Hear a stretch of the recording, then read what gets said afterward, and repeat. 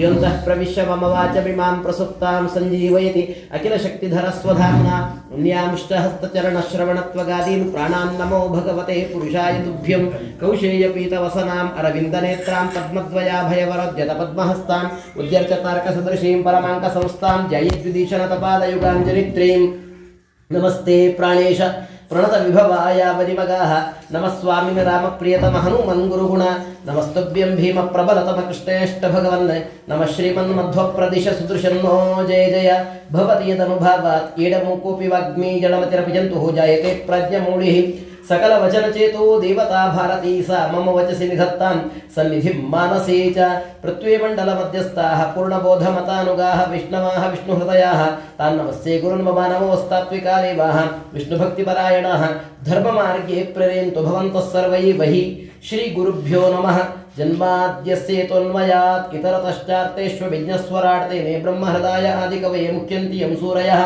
ತೇಜೋ ವಾರಿ ಮೃದಾಂ ಯಥಾ ವಿನಿಮಯೋ ಯತ್ರ ತ್ರಿಸರ್ಗೋ ಮೃಷಾ ಧಾಮ್ನಾ ಸ್ವೇನ ಸದಾ ನಿರಸ್ತಕುಹಕಂ ಸತ್ಯಂ ಪರಂ ಧೀಮಹಿ ಸ್ವಸ್ತ್ಯಸ್ತು ಸತಾಂ.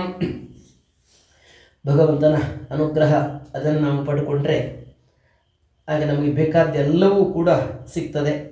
ಎಲ್ಲ ಪಾಪವೂ ಕೂಡ ಭಗವಂತನ ಅನುಗ್ರಹದಿಂದ ಪರಿಹಾರ ಆಗ್ತದೆ. ಅದರಲ್ಲೂ ಕೂಡ ಪಿತೃಶಾಪ ಇತ್ಯಾದಿಗಳೆಲ್ಲ ಇದ್ದಾಗ ಅದು ಶ್ರೀಮದ್ ಭಾಗವತದಿಂದ ಪರಿಹಾರ ಆಗ್ತದೆ. ಶ್ಲೋಕಂ ಶ್ಲೋಕಾರ್ಧಂ ವಾ ಯೋಂತೆ ಭಾಗವತಂ ಸ್ಮರೇತು ಅಂತ ಹೇಳಿಕೊಂಡು ಅರ್ಧ ಶ್ಲೋಕ, ಒಂದು ಶ್ಲೋಕ ಅದನ್ನು ನಾವು ಕೊನೆಯ ಕಾಲದಲ್ಲಿ ಕೇಳಿಸಿಕೊಂಡ್ರೆ ಸಾಕು ಸದ್ಗತಿ ಆಗ್ತದೆ ಅಂತ ಹೇಳಿಕೊಂಡು ಅದಕ್ಕೆಲ್ಲ ಪ್ರಮಾಣಗಳೆಲ್ಲ ಸಾಕಷ್ಟು ಇದ್ದಾವೆ. ಭಾಗವತದ ಮಹಿಮೆಯನ್ನು ಎಲ್ಲ ಪುರಾಣವೂ ಕೂಡ ನಿರೂಪಿಸ್ತದೆ. ಹಾಗೆ ಪದ್ಮಪುರಾಣವು ಭಾಗವತದ ಮಹಿಮೆಯನ್ನು ನಿರೂಪಿಸ್ತಾ ಇದೆ. ಶೌನಕ ಸೂತರ ಸಂವಾದ ರೂಪದಲ್ಲಿ ವಿಶೇಷವಾಗಿ ನಡೀತಾ ಇದೆ.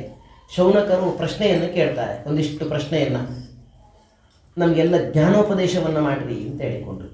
ಅದಕ್ಕೆ ಸೂತ ಪುರಾಣಿಕರು ಶೌನಕರಿಗೆ ಶ್ರೀಮದ್ ಭಾಗವತಂ ಶಾಸ್ತ್ರಂ ಕಲೌ ಕೀರೇಣ ಭಾಷಿತಂ, ಭಾಗವತ ಗಿಳಿಯ ರೂಪದಲ್ಲಿ ಶುಕಾಚಾರ್ಯರು ಪರೀಕ್ಷಿತ್ ಮಹಾರಾಜನಿಗೆ ಉಪದೇಶ ಮಾಡಿದ್ದಾರೆ.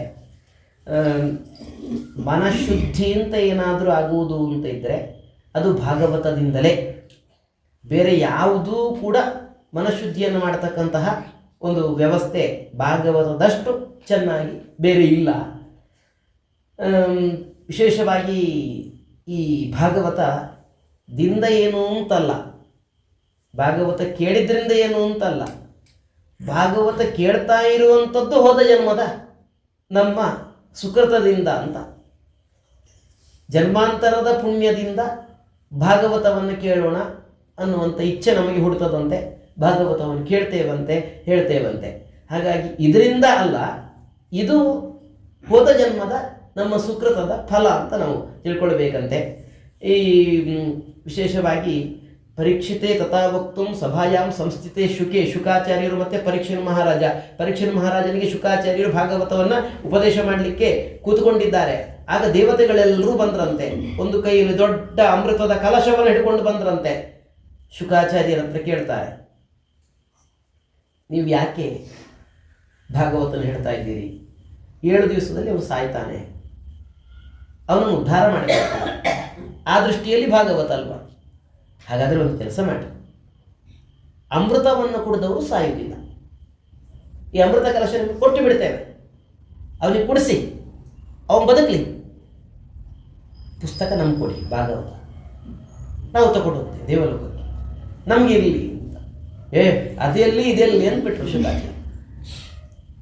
ಅಮೃತ ನಿಮ್ಮಲ್ಲೇ ಇರಲಿ, ಭಾಗವತ ನಮಗೆ ಸಾಕು, ನಾವು ಭಾಗವತವನ್ನು ನೀವು ಅಮೃತವನ್ನು ಕೊಡ್ತೇವೆ ಅಂತಂದ್ರೂ ಕೂಡ ಕೊಡಲಿಕ್ಕೆ ಸಾಧ್ಯ ಇಲ್ಲ. ಶುಕಂ ನತ್ವ ವದನ ಸರ್ವೇ ಸ್ವಕಾರ್ಯ ಕುಶಲಾಹ ಸುರಾಹ. ದೇವತೆಗಳೆಲ್ಲ ಅವರ ಕೆಲಸ ಹೇಗೆ ಮಾಡಿಸಿಕೊಳ್ಬೇಕು ಅನ್ನುವಂಥದ್ರಲ್ಲಿ ನಮ್ಮ ಹಾಗಲ್ಲ, ನಾವೆಲ್ಲ ಎಡವಟ್ಟುಗಳೇ, ಅವರು ಹಾಗಲ್ಲ. ಸ್ವಕಾರ್ಯ ಕುಶಲಾಹ, ಬಹಳ ಕೌಶಲದಿಂದ ಅವರ ಕೆಲಸವನ್ನೆಲ್ಲವನ್ನು ಕೂಡ ಮಾಡಿಕೊಳ್ಳುವವರು, ನಯದಿಂದ ಕೆಲಸವನ್ನು ಮಾಡಿಕೊಳ್ಳುವವರು. ಅವರು ಹೇಳ್ತಾ ಇದ್ದಾರಂತೆ, ವಿನಿಮಯ ಅನ್ನುವಂಥದ್ದೇ ಉಂಟೋ ಅದು. ಆಗ ಶುಕಾಚಾರ್ಯರು ಕೇಳ್ತಾರೆ, ಕ್ವ ಸುಧಾ ಕ್ವ ಕಥಾ, ಕಥೆಯಲ್ಲಿ ಸುಧೆಯಲ್ಲಿ, ಸುಧಾ ಅದು ಬೇರೆ, ಕಥೆಯೇ ಬೇರೆ. ಹಾಗಾಗಿ ವಿನಿಮಯ ಎಲ್ಲ ಬೇಡ, ನಾವು ಕೊಡುವುದಿಲ್ಲ, ನಿಮ್ಮಲ್ಲೇ ಸುಧೆ ಇರಲಿ, ನಮಗೆ ಭಾಗವತ ಇರ್ತದೆ ಅಂತ ಈ ರೀತಿಯಾಗಿ ಹೇಳ್ತಾ ಕೊಡಲಿಲ್ಲಂತೆ. ಹಾಗಾಗಿ ಇದರ ಮೂಲಕ ನಮಗೆ ತಿಳಿಯುವಂಥದ್ದಿಷ್ಟೇ, ಶ್ರೀಮದ್ ಭಾಗವತಿ ವಾರ್ತಾ ಸುರಾಣಾಮಪಿ ದುರ್ಲಭ. ಭಾಗವತ ದೇವತೆಗಳಿಗೂ ಕೂಡ ಅಪರೂಪ ಅಂತ. ದೇವತೆಗಳಿಗೂ ಸಿಗ್ತದೆ ಅಂತ ಖಾತ್ರಿ ಇಲ್ಲ, ಸಿಕ್ಕಿದ್ರೆ ಸಿಕ್ಕೀತು ದೇವತೆಗಳಿಗೆ, ಇಲ್ಲದಿದ್ದರೆ ಇಲ್ಲ. ಈ ರೀತಿಯಾಗಿರ್ತಕ್ಕಂಥದ್ದು ಇದು. ಆದ್ದರಿಂದ ರಾಜ್ಞೋ ಮೋಕ್ಷಂ ತಥಾವೀಕ್ಷ ಪುರಾ ದಾತಾಪಿ ವಿಸ್ಮಿತಃ. ಸತ್ಯಲೋಕೆ ಬ್ರಹ್ಮದೇವರ ಸಭೆಯಲ್ಲಿ ಒಂದು ತುಲಾಭಾರ ಆಯ್ತಂತೆ. ಭಾಗವತ ಮತ್ತು ಎಲ್ಲ ಶಾಸ್ತ್ರಗಳು ಕೂಡ ಪರಸ್ಪರ ತುಲೆಯಲ್ಲಿ ತಕ್ಕಡಿಯಲ್ಲಿ ಇಟ್ಟಾಗ ಭಾಗವತಕ್ಕೆ ಸಮ ಯಾವುದೂ ಕೂಡ ಆಗಲಿಲ್ಲ. ಹಾಗಾಗಿ ಭಾಗವತ ಅತ್ಯದ್ಭುತವಾಗಿರ್ತಕ್ಕಂಥದ್ದು ಅಂತ ಹೇಳ್ತಾ ಸಪ್ತಾಹದ ನಿಯಮದಲ್ಲಿ ಭಾಗವತವನ್ನೆಲ್ಲವನ್ನು ಕೂಡ ಶ್ರವಣ ಮಾಡುವಂಥದ್ದು ಅಂತ ಈ ರೀತಿಯಾಗಿ ಎಲ್ಲ ಪದ್ಧತಿ ಇತ್ಯಾದಿಗಳನ್ನೆಲ್ಲವನ್ನು ಕೂಡ ಹಾಕಿಕೊಟ್ಟಿದ್ದಾರೆ. ಬಹಳ ಮುಖ್ಯವಾಗಿರ್ತಕ್ಕಂಥದ್ದು ಭಾಗವತ. ಈ ಭಾಗವತದ ಮಹಿಮೆಯನ್ನು ಹೇಳುವಾಗ, ಒಬ್ಬ ತರುಣಿ 3 ಮಂದಿ ಮಕ್ಕಳು, ವೃದ್ಧ ಮಕ್ಕಳನ್ನು ಆ ತರುಣಿ ಅವಳು ಎಬ್ಬಿಸ್ತಾಳಂತೆ. ನಾವು ಈಗಲೂ ನೋಡ್ತೇವೆ. ಹಿಂದೆಲ್ಲ ಇದೆಲ್ಲ ಕೇಳುವಾಗ ಏನಾಯಿತು, ತಾಯಿ ವೃದ್ಧೆ, ಮಕ್ಕಳು ತರುಣರಾಗಿರಬೇಕು, ಅದು ಬಿಟ್ಟು ಅದೆಲ್ಲ ಬದಲಾಗಿದೆ ಅಲ್ವ ಅಂತ ಈಗಲೂ ನಾವು ನೋಡ್ತೇವೆ. ಕೆಲವೊಮ್ಮೆ ವೃದ್ಧರಲ್ಲಿ ಇರುವ ಶಕ್ತಿ, ಅಪ್ಪ ಏಕಾದಶಿ ಮಾಡಿದರೆ ಮಗ ಮಾಡ್ತಾನೆ ಅಂತ ಹೇಳಿಕ್ಕೆ ಸಾಧ್ಯ ಇಲ್ಲ, ತುಂಬ ಸುಸ್ತು ಅಂತ ಹೇಳಿಕೊಂಡು ಬಿಡ್ಬೋದು. ಹಾಗಾದರೆ ವೃದ್ಧ ಯಾರಾಯಿತು? ತರುಣ ಯಾರಾಯಿತು? ಅಜ್ಜ ಇನ್ನೂ ಕಟ್ಟುನಿಟ್ಟಾಗಿ ಮಾಡ್ತಾ ಇರಬೇಕಾದ್ರೆ ಮೊಮ್ಮಗನಿಗೆ ಮಾಡಲಿಕ್ಕೆ ಸಾಧ್ಯ ಇಲ್ಲ. ತರುಣ ಯಾರಾಯಿತು? ವೃದ್ಧ ಯಾರಾಯಿತು? ನಾವು ವಿಚಾರ ಮಾಡ್ಬೋದು. ಹಾಗೆ ಇದು ಕೂಡ ಹಾಗೆ ಇಟ್ಕೊಳ್ಬೋದು. ವೃದ್ಧೆ ತಾಯಿಯಾಗಿರಬೇಕಿತ್ತು, ತಾಯಿ ಯುವತಿಯಾಗಿದ್ದಾಳೆ. ಮಕ್ಕಳು ತರುಣರಾಗಬೇಕಿತ್ತು, ಮಕ್ಕಳು 3 ಮಂದಿ ವೃದ್ಧರಾಗಿದ್ದಾರೆ. ಎಬ್ಬಿಸಲಿಕ್ಕೆ ಪ್ರಯತ್ನ ಪ್ರೀತಿಯಿಂದ ತಾನು ಮಾಡ್ತಾ ಇದ್ದಾಳಂತೆ, ಹೇಳ್ತಾ ಇಲ್ಲ. ನಮಗೆ ತುಂಬ ಕಷ್ಟ ಇದ್ದರೆ ನಾವು ಕೊನೆ ಕ್ಷೇತ್ರಕ್ಕೆ ಹೋಗ್ತೇವೆ, ನೀನೇ ಗತಿದೇವ್ರೆ ಅಂತ ಹೇಳ್ಕೊಂಡು. ತಿರುಪತಿಗೆ, ಉಡುಪಿಗೆ, ಬೇರೆ ಬೇರೆ ಕ್ಷೇತ್ರಕ್ಕೆ ಹೋಗಿ ಸೇವೆ ಮಾಡೋದು, ಗುರುಗಳ ಸೇವೆ ಮಾಡೋದು ಎಲ್ಲ ಮಾಡಿಕೊಂಡು ಏನಾದರೂ ಮಾಡಿ ಉದ್ಧಾರ ಆಗಲಿಕ್ಕೆ ಆಗುತ್ತೋ ಅಂತ ನೋಡ್ತಾ ಇದ್ರು. ಇದೊಂದು ಕ್ರಮ. ಹಾಗೆ ಈ ಭಕ್ತಿ ನನ್ನ ಮಕ್ಕಳು ಹೇಳಿ ಅನ್ನುವ ದೃಷ್ಟಿಯಿಂದ ಎಬ್ಬಿಸಲಿಕ್ಕೆ ತಾನು ಪ್ರಯತ್ನ ಅನ್ನುವಂಥದ್ದು ಎಂಟದನ್ನು ಮಾಡ್ತಾ ಇದ್ದಾಳೆ. ಹರಿಕ್ಷೇತ್ರ, ಕುರುಕ್ಷೇತ್ರ, ಶ್ರೀರಂಗ, ಸೇತುಬಂಧನ ಎಲ್ಲ ಕಡೆಗೂ ಕೂಡ ಹೋದ್ಲಂತೆ. ಎಲ್ಲಿಯೂ ಕೂಡ ಮನಸ್ಸಂತೋಷ ಅನ್ನುವಂಥದ್ದು ಏನುಂಟೋ ಅದನ್ನು ಪಡೆದುಕೊಳ್ಳಲಿಕ್ಕೆ ಆಗ್ತಾ ಇಲ್ಲ. ಇಂಥ ಸ್ಥಿತಿ ಎಲ್ಲ ಕಡೆ ನೋಡ್ಕೊಂಡು ಬರ್ತಾ ಇದ್ದಾಳೆ. ಸತ್ಯಂ ನಾಸ್ತಿ ತಪಶೌಚಂ ದಯಾದಾನಂ ನ ವಿದ್ಯತೆ ಉದರಂಬರಿಣೋ ಜೀವಾಹ. ಎಲ್ಲ ಯಾರೂ ಕೂಡ ಸತ್ಯ ಹೇಳ್ತಾ ಇಲ್ಲ, ತಪಸ್ಸಿಲ್ಲ ಯಾರಲ್ಲೂ ಕೂಡ, ಶುಚಿತ್ವ ಇಲ್ಲ, ಮನಶುದ್ಧಿ ಅಂತೂ ಇಲ್ಲವೇ ಇಲ್ಲ, ದೇಹದ ಹೊರಗಿನ ಶುದ್ಧಿಯೂ ಕೂಡ ಇಲ್ಲ, ದಯ ಇಲ್ಲ, ದಾನ ಇಲ್ಲ, ಎಲ್ಲರೂ ಹೊಟ್ಟೆ ತುಂಬಿಸಿಕೊಳ್ಳುವಂಥದ್ದಷ್ಟೇ. ನೋಡಿಬೇಕಾದ್ರೆ ಒಂದು ಬೀದಿಯಲ್ಲಿ ತಿನ್ನುವ ಅಂಗಡಿಗಳು ಎಷ್ಟುಂಟು, ಅದು ಬಿಟ್ಟರೆ ಎಷ್ಟಿರುವುದು ಮೆಡಿಕಲ್ಗಳೇ. ಅದು ಬಿಟ್ಟರೆ ನೋಡುವ ಒಂದು ಏರಿಯಾದಲ್ಲಿ ಒಂದು ಮಾತ್ರ ಏನು ಜಪ ಪೂಜೆಗೆ ಬೇಕಾದ ಸಾಮಗ್ರಿ ಸಿಗುವಂತಹ ಅಂಗಡಿ, ಅದನ್ನು ಲೆಕ್ಕ ಹಾಕಿ ನೀವು. ಹಾಗಾದರೆ ಉದರಂಬರಿಣೋ ಜೀವಾಹ, ಎಲ್ಲರೂ ಕೂಡ ಹೀಗೆ ಇಂಥವ್ರು ನಮ್ಮ ಸ್ಥಿತಿ ಅನ್ನುವಂಥದ್ದು ಏನುಂಟೋ ಅದು. ಇದು ಯುಗದ ಸ್ವಭಾವ. ಮಂದರು ನಾವು, ಸುಮಂದ ಮತಯ. ಕೆಲವೊಮ್ಮೆ ವ್ಯಕ್ತಿ ಮಂದ ಆದರೂ ಕೂಡ ಮತಿ ಚುರುಕಾಗಿರ್ತದೆ. ಒಂದು ದೇಹದಲ್ಲಿ ಓಡಾಡಲಿಕ್ಕೆಲ್ಲ ಕಷ್ಟ, ಕೂತಲ್ಲೇ ಕೂತಿರ್ತಾನೆ, ಆದರೆ ತಲೆ ತುಂಬ ಚುರುಕಾಗಿರುತ್ತೆ, ಕೂತಲ್ಲೇ ಎಲ್ಲವನ್ನೂ ಕೂಡ ಮಾಡ್ತಾನೆ. ಹೀಗೆಲ್ಲ ನಾವು ನೋಡ್ತೇವೆ. ಇಲ್ಲಿ ಕೂತಲ್ಲೇ ಎಲ್ಲೆಲ್ಲಿಯೋ ರೂಮ್ ವ್ಯವಸ್ಥೆ, ಅದು ವ್ಯವಸ್ಥೆ, ಇದು ವ್ಯವಸ್ಥೆ, ಫೋನ್ ಮೂಲಕ ಎಲ್ಲ ಮಾಡ್ತೇವೆ. ಹಾಗಾದರೆ ಮತಿ ಚುರುಕಿರ್ತದೆ. ವ್ಯಕ್ತಿ ಮಂದನಾಗಿದ್ದರೂ ಕೂಡ ಮತಿ ಚುರುಕಿರುತ್ತೆ. ಕಲಿಯುಗದಲ್ಲಿ ಹಾಗಲ್ಲಂತೆ. ಮಂದರು, ಮತಿಯೂ ಕೂಡ ಮಂದ. ಈ ಮಂದ ಮತಿಯೂ ಇರ್ತದೆ, ಮಂದರು ಆಗಿರ್ತಾರೆ. ಭಾಗ್ಯ ಮಾತ್ರ ಕೆಲವರಿಗೆ ಚೆನ್ನಾಗಿರ್ತದೆ, ಏನು ಅಂತ ಗೊತ್ತಾಗುವುದಿಲ್ಲ, ಒಳ್ಳೆಯ ಭಾಗ್ಯ ಅವರಿಗೆ. ನಮ್ಮ ಗ್ರಹಚಾರಕ್ಕೆ ಅದೂ ಕೂಡ ಮಂದ ಭಾಗ್ಯ. ಸರಿ, ಏನಾದರೂ ಸತ್ಕರ್ಮವನ್ನು ಮಾಡೋಣ ಅಂತ ಹೇಳಿದ್ರೆ ಉಪದ್ರವ ನಮಗೆ ಜಾಸ್ತಿ, ತೊಂದರೆಗಳು ತುಂಬ ಜಾಸ್ತಿ, ಮೇಲಿಂದ ಮೇಲೆ ಏನೋ ತೊಂದರೆಗಳು ಇತ್ಯಾದಿಗಳೆಲ್ಲವೂ ಕೂಡ. ಇಂತಹ ಸ್ಥಿತಿ ಇದು ವಿಶೇಷವಾಗಿ ನಮಗೆ. ಮಾಡಬಾರದ್ದನ್ನೇ ನಾವು ಮಾಡ್ತೇವೆ. ವಿರಕ್ತಾಹ ಸಪರಿಗ್ರಹ, ವಿಚಿತ್ರವಾಗಿರ್ತಕ್ಕಂಥ ಲಕ್ಷಣಗಳನ್ನೆಲ್ಲವನ್ನು ಕೂಡ ಕಲಿಯುಗದಲ್ಲಿ ಕಾಣ್ತೇವೆ. ವಿಶೇಷವಾಗಿ ಮನೆಯಲ್ಲಿ ಎಲ್ಲ ನಡೆಯುವಂಥದ್ದು ಹೆಂಡತಿಯ ತಮ್ಮನದ್ದೇ ಎಲ್ಲ ಕಾರುಬಾರಗಳೆಲ್ಲವೂ ಕೂಡ. ಶಾಲಕೋ ಬುದ್ಧಿದಾಯಕ, ತಂದೆ ತಾಯಿಂದಿರ ಮಾತೆಲ್ಲ ನಡೆಯುವುದಿಲ್ಲ. ಈ ರೀತಿಯಾಗಿರ್ತಕ್ಕಂಥದ್ದೆಲ್ಲ ಆಗ್ತದಂತೆ. ವಿಚಿತ್ರವಾಗಿರ್ತದಂತೆ ಕಲಿಯುಗದಲ್ಲಿ.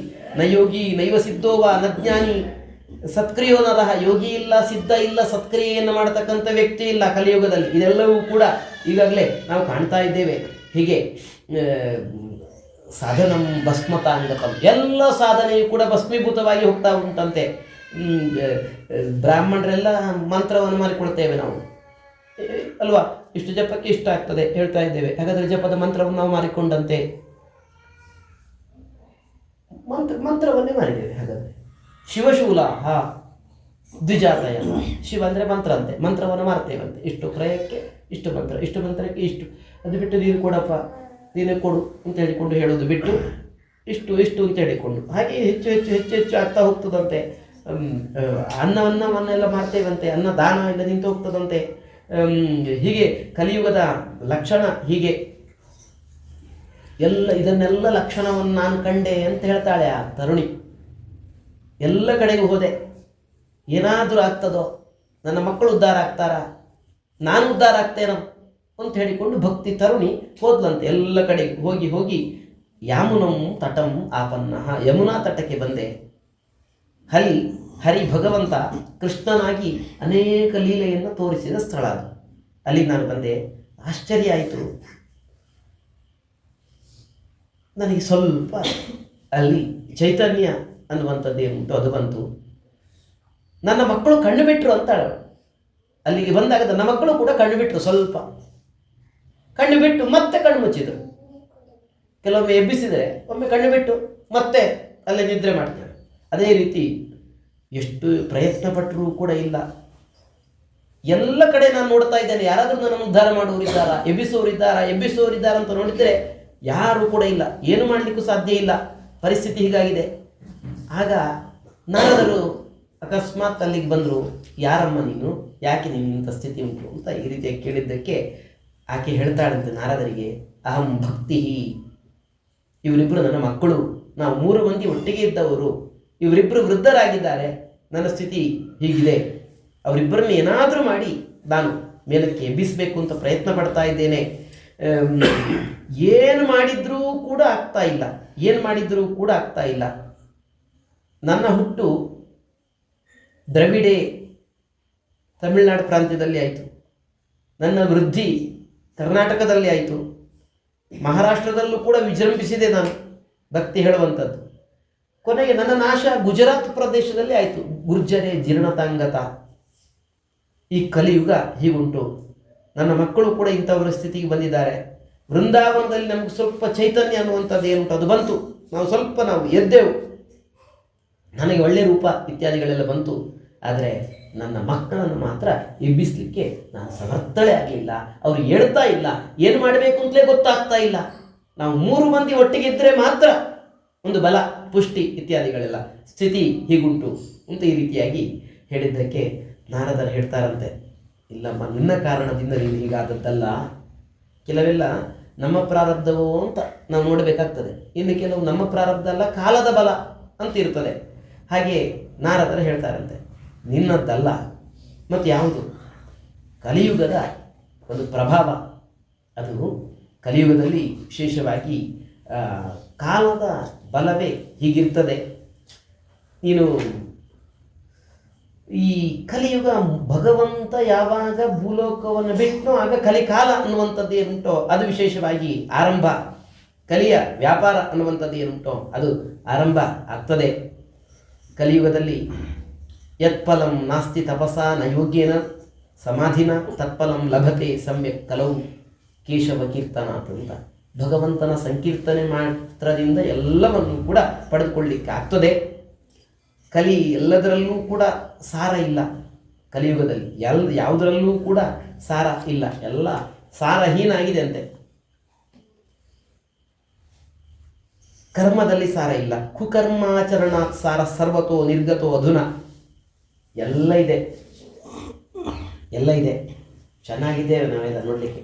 ಅಂತ ದೂರದಲ್ಲಿ ನೋಡುವವರಿಗೆ ದೊಡ್ಡ ಸಾಧಕ ಹಾಗೆ ಹೀಗೆ ತಿಳಿದುಕೊಂಡು ಎಲ್ಲ ಒಳಗೇನಿಲ್ಲ, ಟೊಳ್ಳು.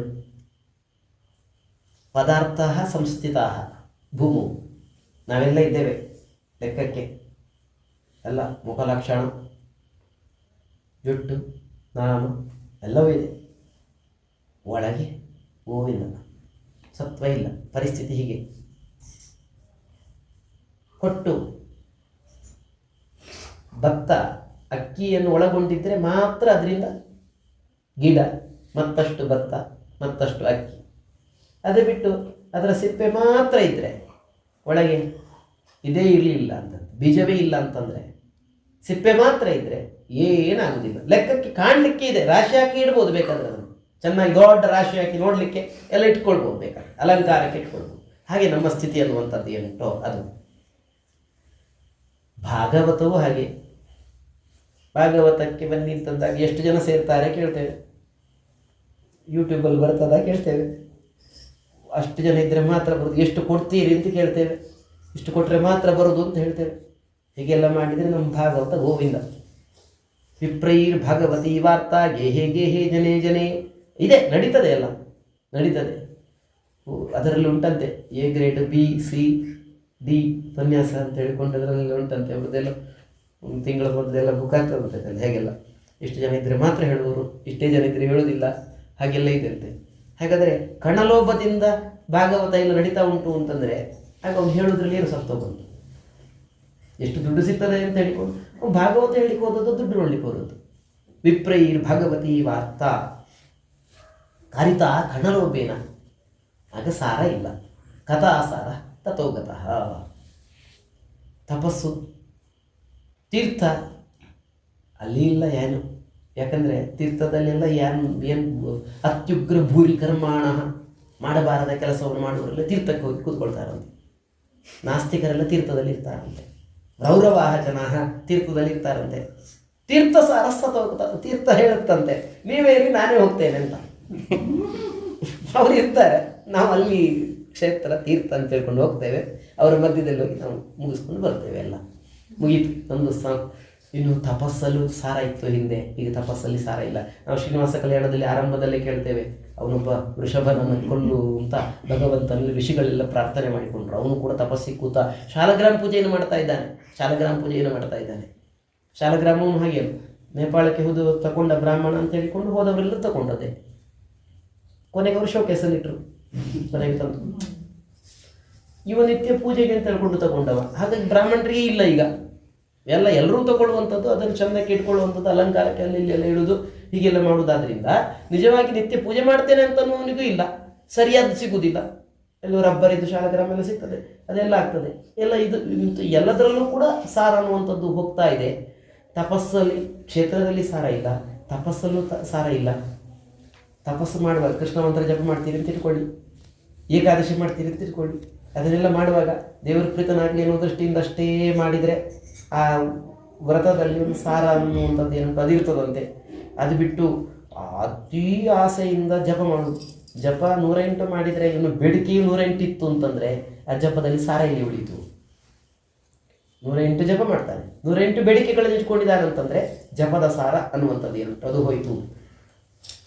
ಇನ್ನು ಧ್ಯಾನ ನಿಶ್ಚಿತ ತತ್ವಸ್ಯ ಅಂತ ಹೇಳಿದರು ಆಚಾರ್ಯರು. ತತ್ವ ನಿಶ್ಚಯ ಮಾಡಿಕೊಂಡಾದ್ಮೇಲೆ ಧ್ಯಾನ ಕೂತ್ಕೊಳ್ಬೇಕಂತ. ಸುಮ್ಮನೆ ಕಣ್ಣು ಮುಚ್ಚಿ ಕೂತ್ಕೊಳ್ತೇವೆ ಧ್ಯಾನಕ್ಕೆ ಅಂತ ಹೇಳಿಕೊಂಡು. ಧ್ಯಾನ ಸಾರ ಹೋಯಿತು, ಧ್ಯಾನದ ಸಾರ ಇಲ್ಲ, ಯಾರಲ್ಲೂ ಇಲ್ಲ. ಏನು ಸಾರ ಅನ್ನುವಂಥದ್ದು ಕಲಿಯುಗದಲ್ಲಿಲ್ಲ. ಯುಗದ ಲಕ್ಷಣವೇ ಹೀಗೆ. ಅಂತೂ ಯಾರನ್ನು ಬೈದು ಉಪಯೋಗ ಇಲ್ಲಮ್ಮ ಅಂದರು ನಾರದರ ಕಡೆಗೆ. ಯಾರನ್ನು ಬೈದು ಉಪಯೋಗ ಇಲ್ಲ, ಇದು ಕಾಲವೇ ಹೀಗೆ ಅಂದರು. ಅತಸ್ತು ಪುಂಡರೀಕಾಕ್ಷ ಸಹತೆ ನಿಕಟೈ ಸ್ಥಿತಃ. ಯುಗವೇ ಹೀಗಿರುವುದಾದ್ರಿಂದ ನಿಮ್ಮ ಹತ್ತಿರದಲ್ಲಿ ಪುಂಡರೀಕಾಕ್ಷ ಇರ್ತಾನೆ, ಸಹಿಸಿಕೊಂಡಿರ್ತಾನೆ, ಸುಮ್ಮನೆ ಇರ್ತಾನೆ. ದೇವರು ಕೂಡ ಸುಮ್ಮನೆ ಇದ್ದಾನೆ ಅಂತ ಈ ರೀತಿಯಾಗಿ ಹೇಳಿದರು. ನೋಡಪ್ಪ ಸುರಋಷಿ ನಾರದ, ನೀನು ಮಹಾತ್ಮ, ಎಲ್ಲರನ್ನು ಉಪಕಾರ ಮಾಡಲಿಕ್ಕೆ ತಿರುಗುವವ ನೀನು. ಏನಾದರೂ ಮಾಡಿ ನನ್ನನ್ನು ಉದ್ಧಾರ ಅದನ್ನು ಮಾಡು, ನಿನಗೆ ಸಾಮರ್ಥ್ಯ ಇದೆ. ಹೊರನಂಬಿಸಿದ್ಲು ನಾರದರನ್ನು ಭಕ್ತಿ ದೇವಿ. ಅದಕ್ಕೆ ನಾರದರು ಹೇಳಿದರು ಭಕ್ತಿಗೆ, ಇಲ್ಲಮ್ಮ ನೀನು ದೇವರನ್ನು ಸ್ಮರಣೆ ಮಾಡು, ದುಃಖ ಹೋಗ್ತದೆ. ಶ್ರೀಕೃಷ್ಣ ಚರಣಾಂಬೋಜಂ ಸ್ಮರ ದುಃಖಂಗಮಿಷ್ಯತಿ. ದ್ರೌಪದಿ ಚ ಪರಿತ್ರಾತ ಏನ ಕೌರವ ಕಲ್ಮಷಾತ್.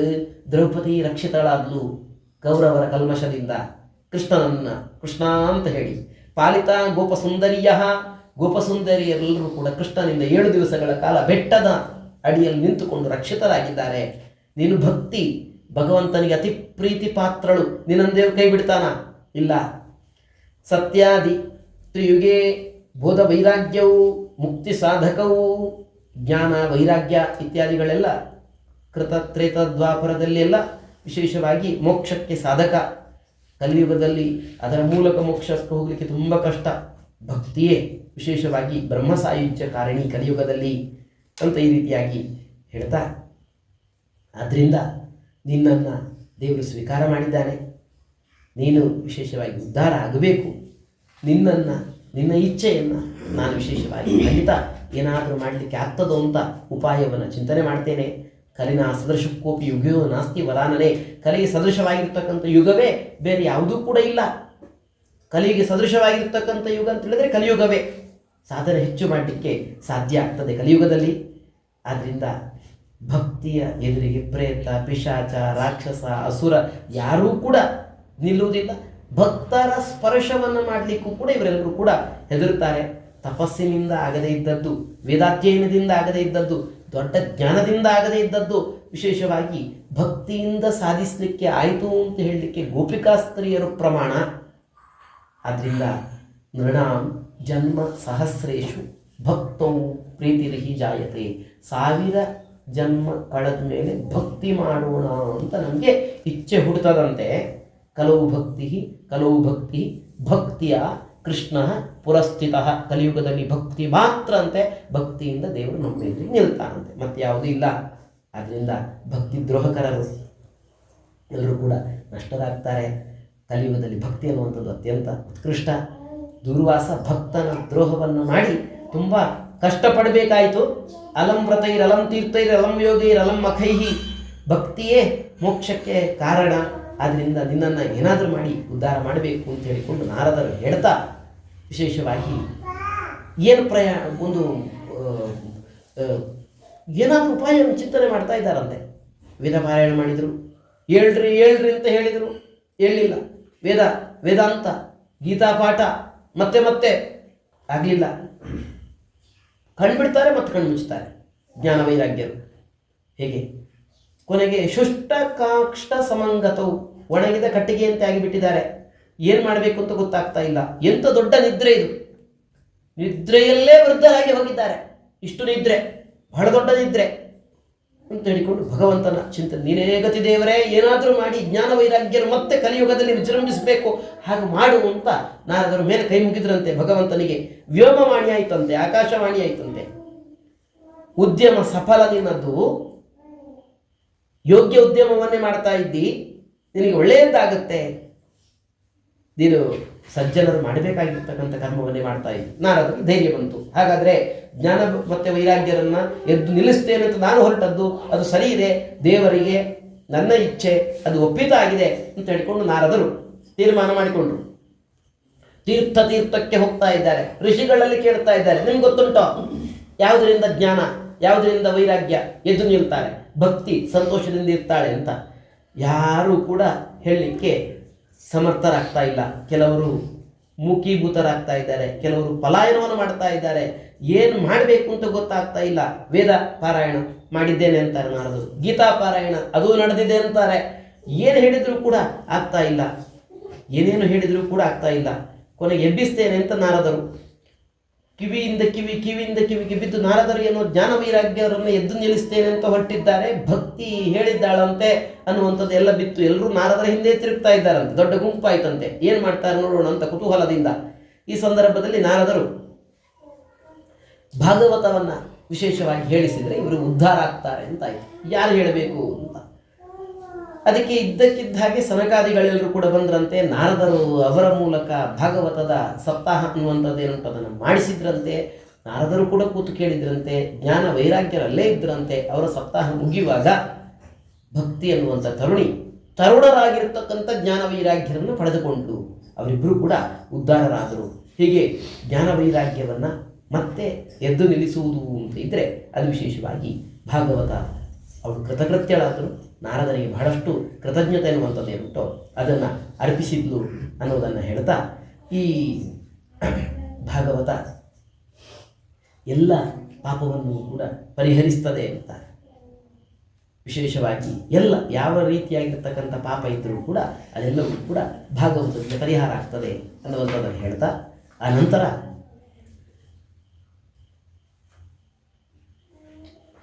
ಒಬ್ಬ ಬ್ರಾಹ್ಮಣ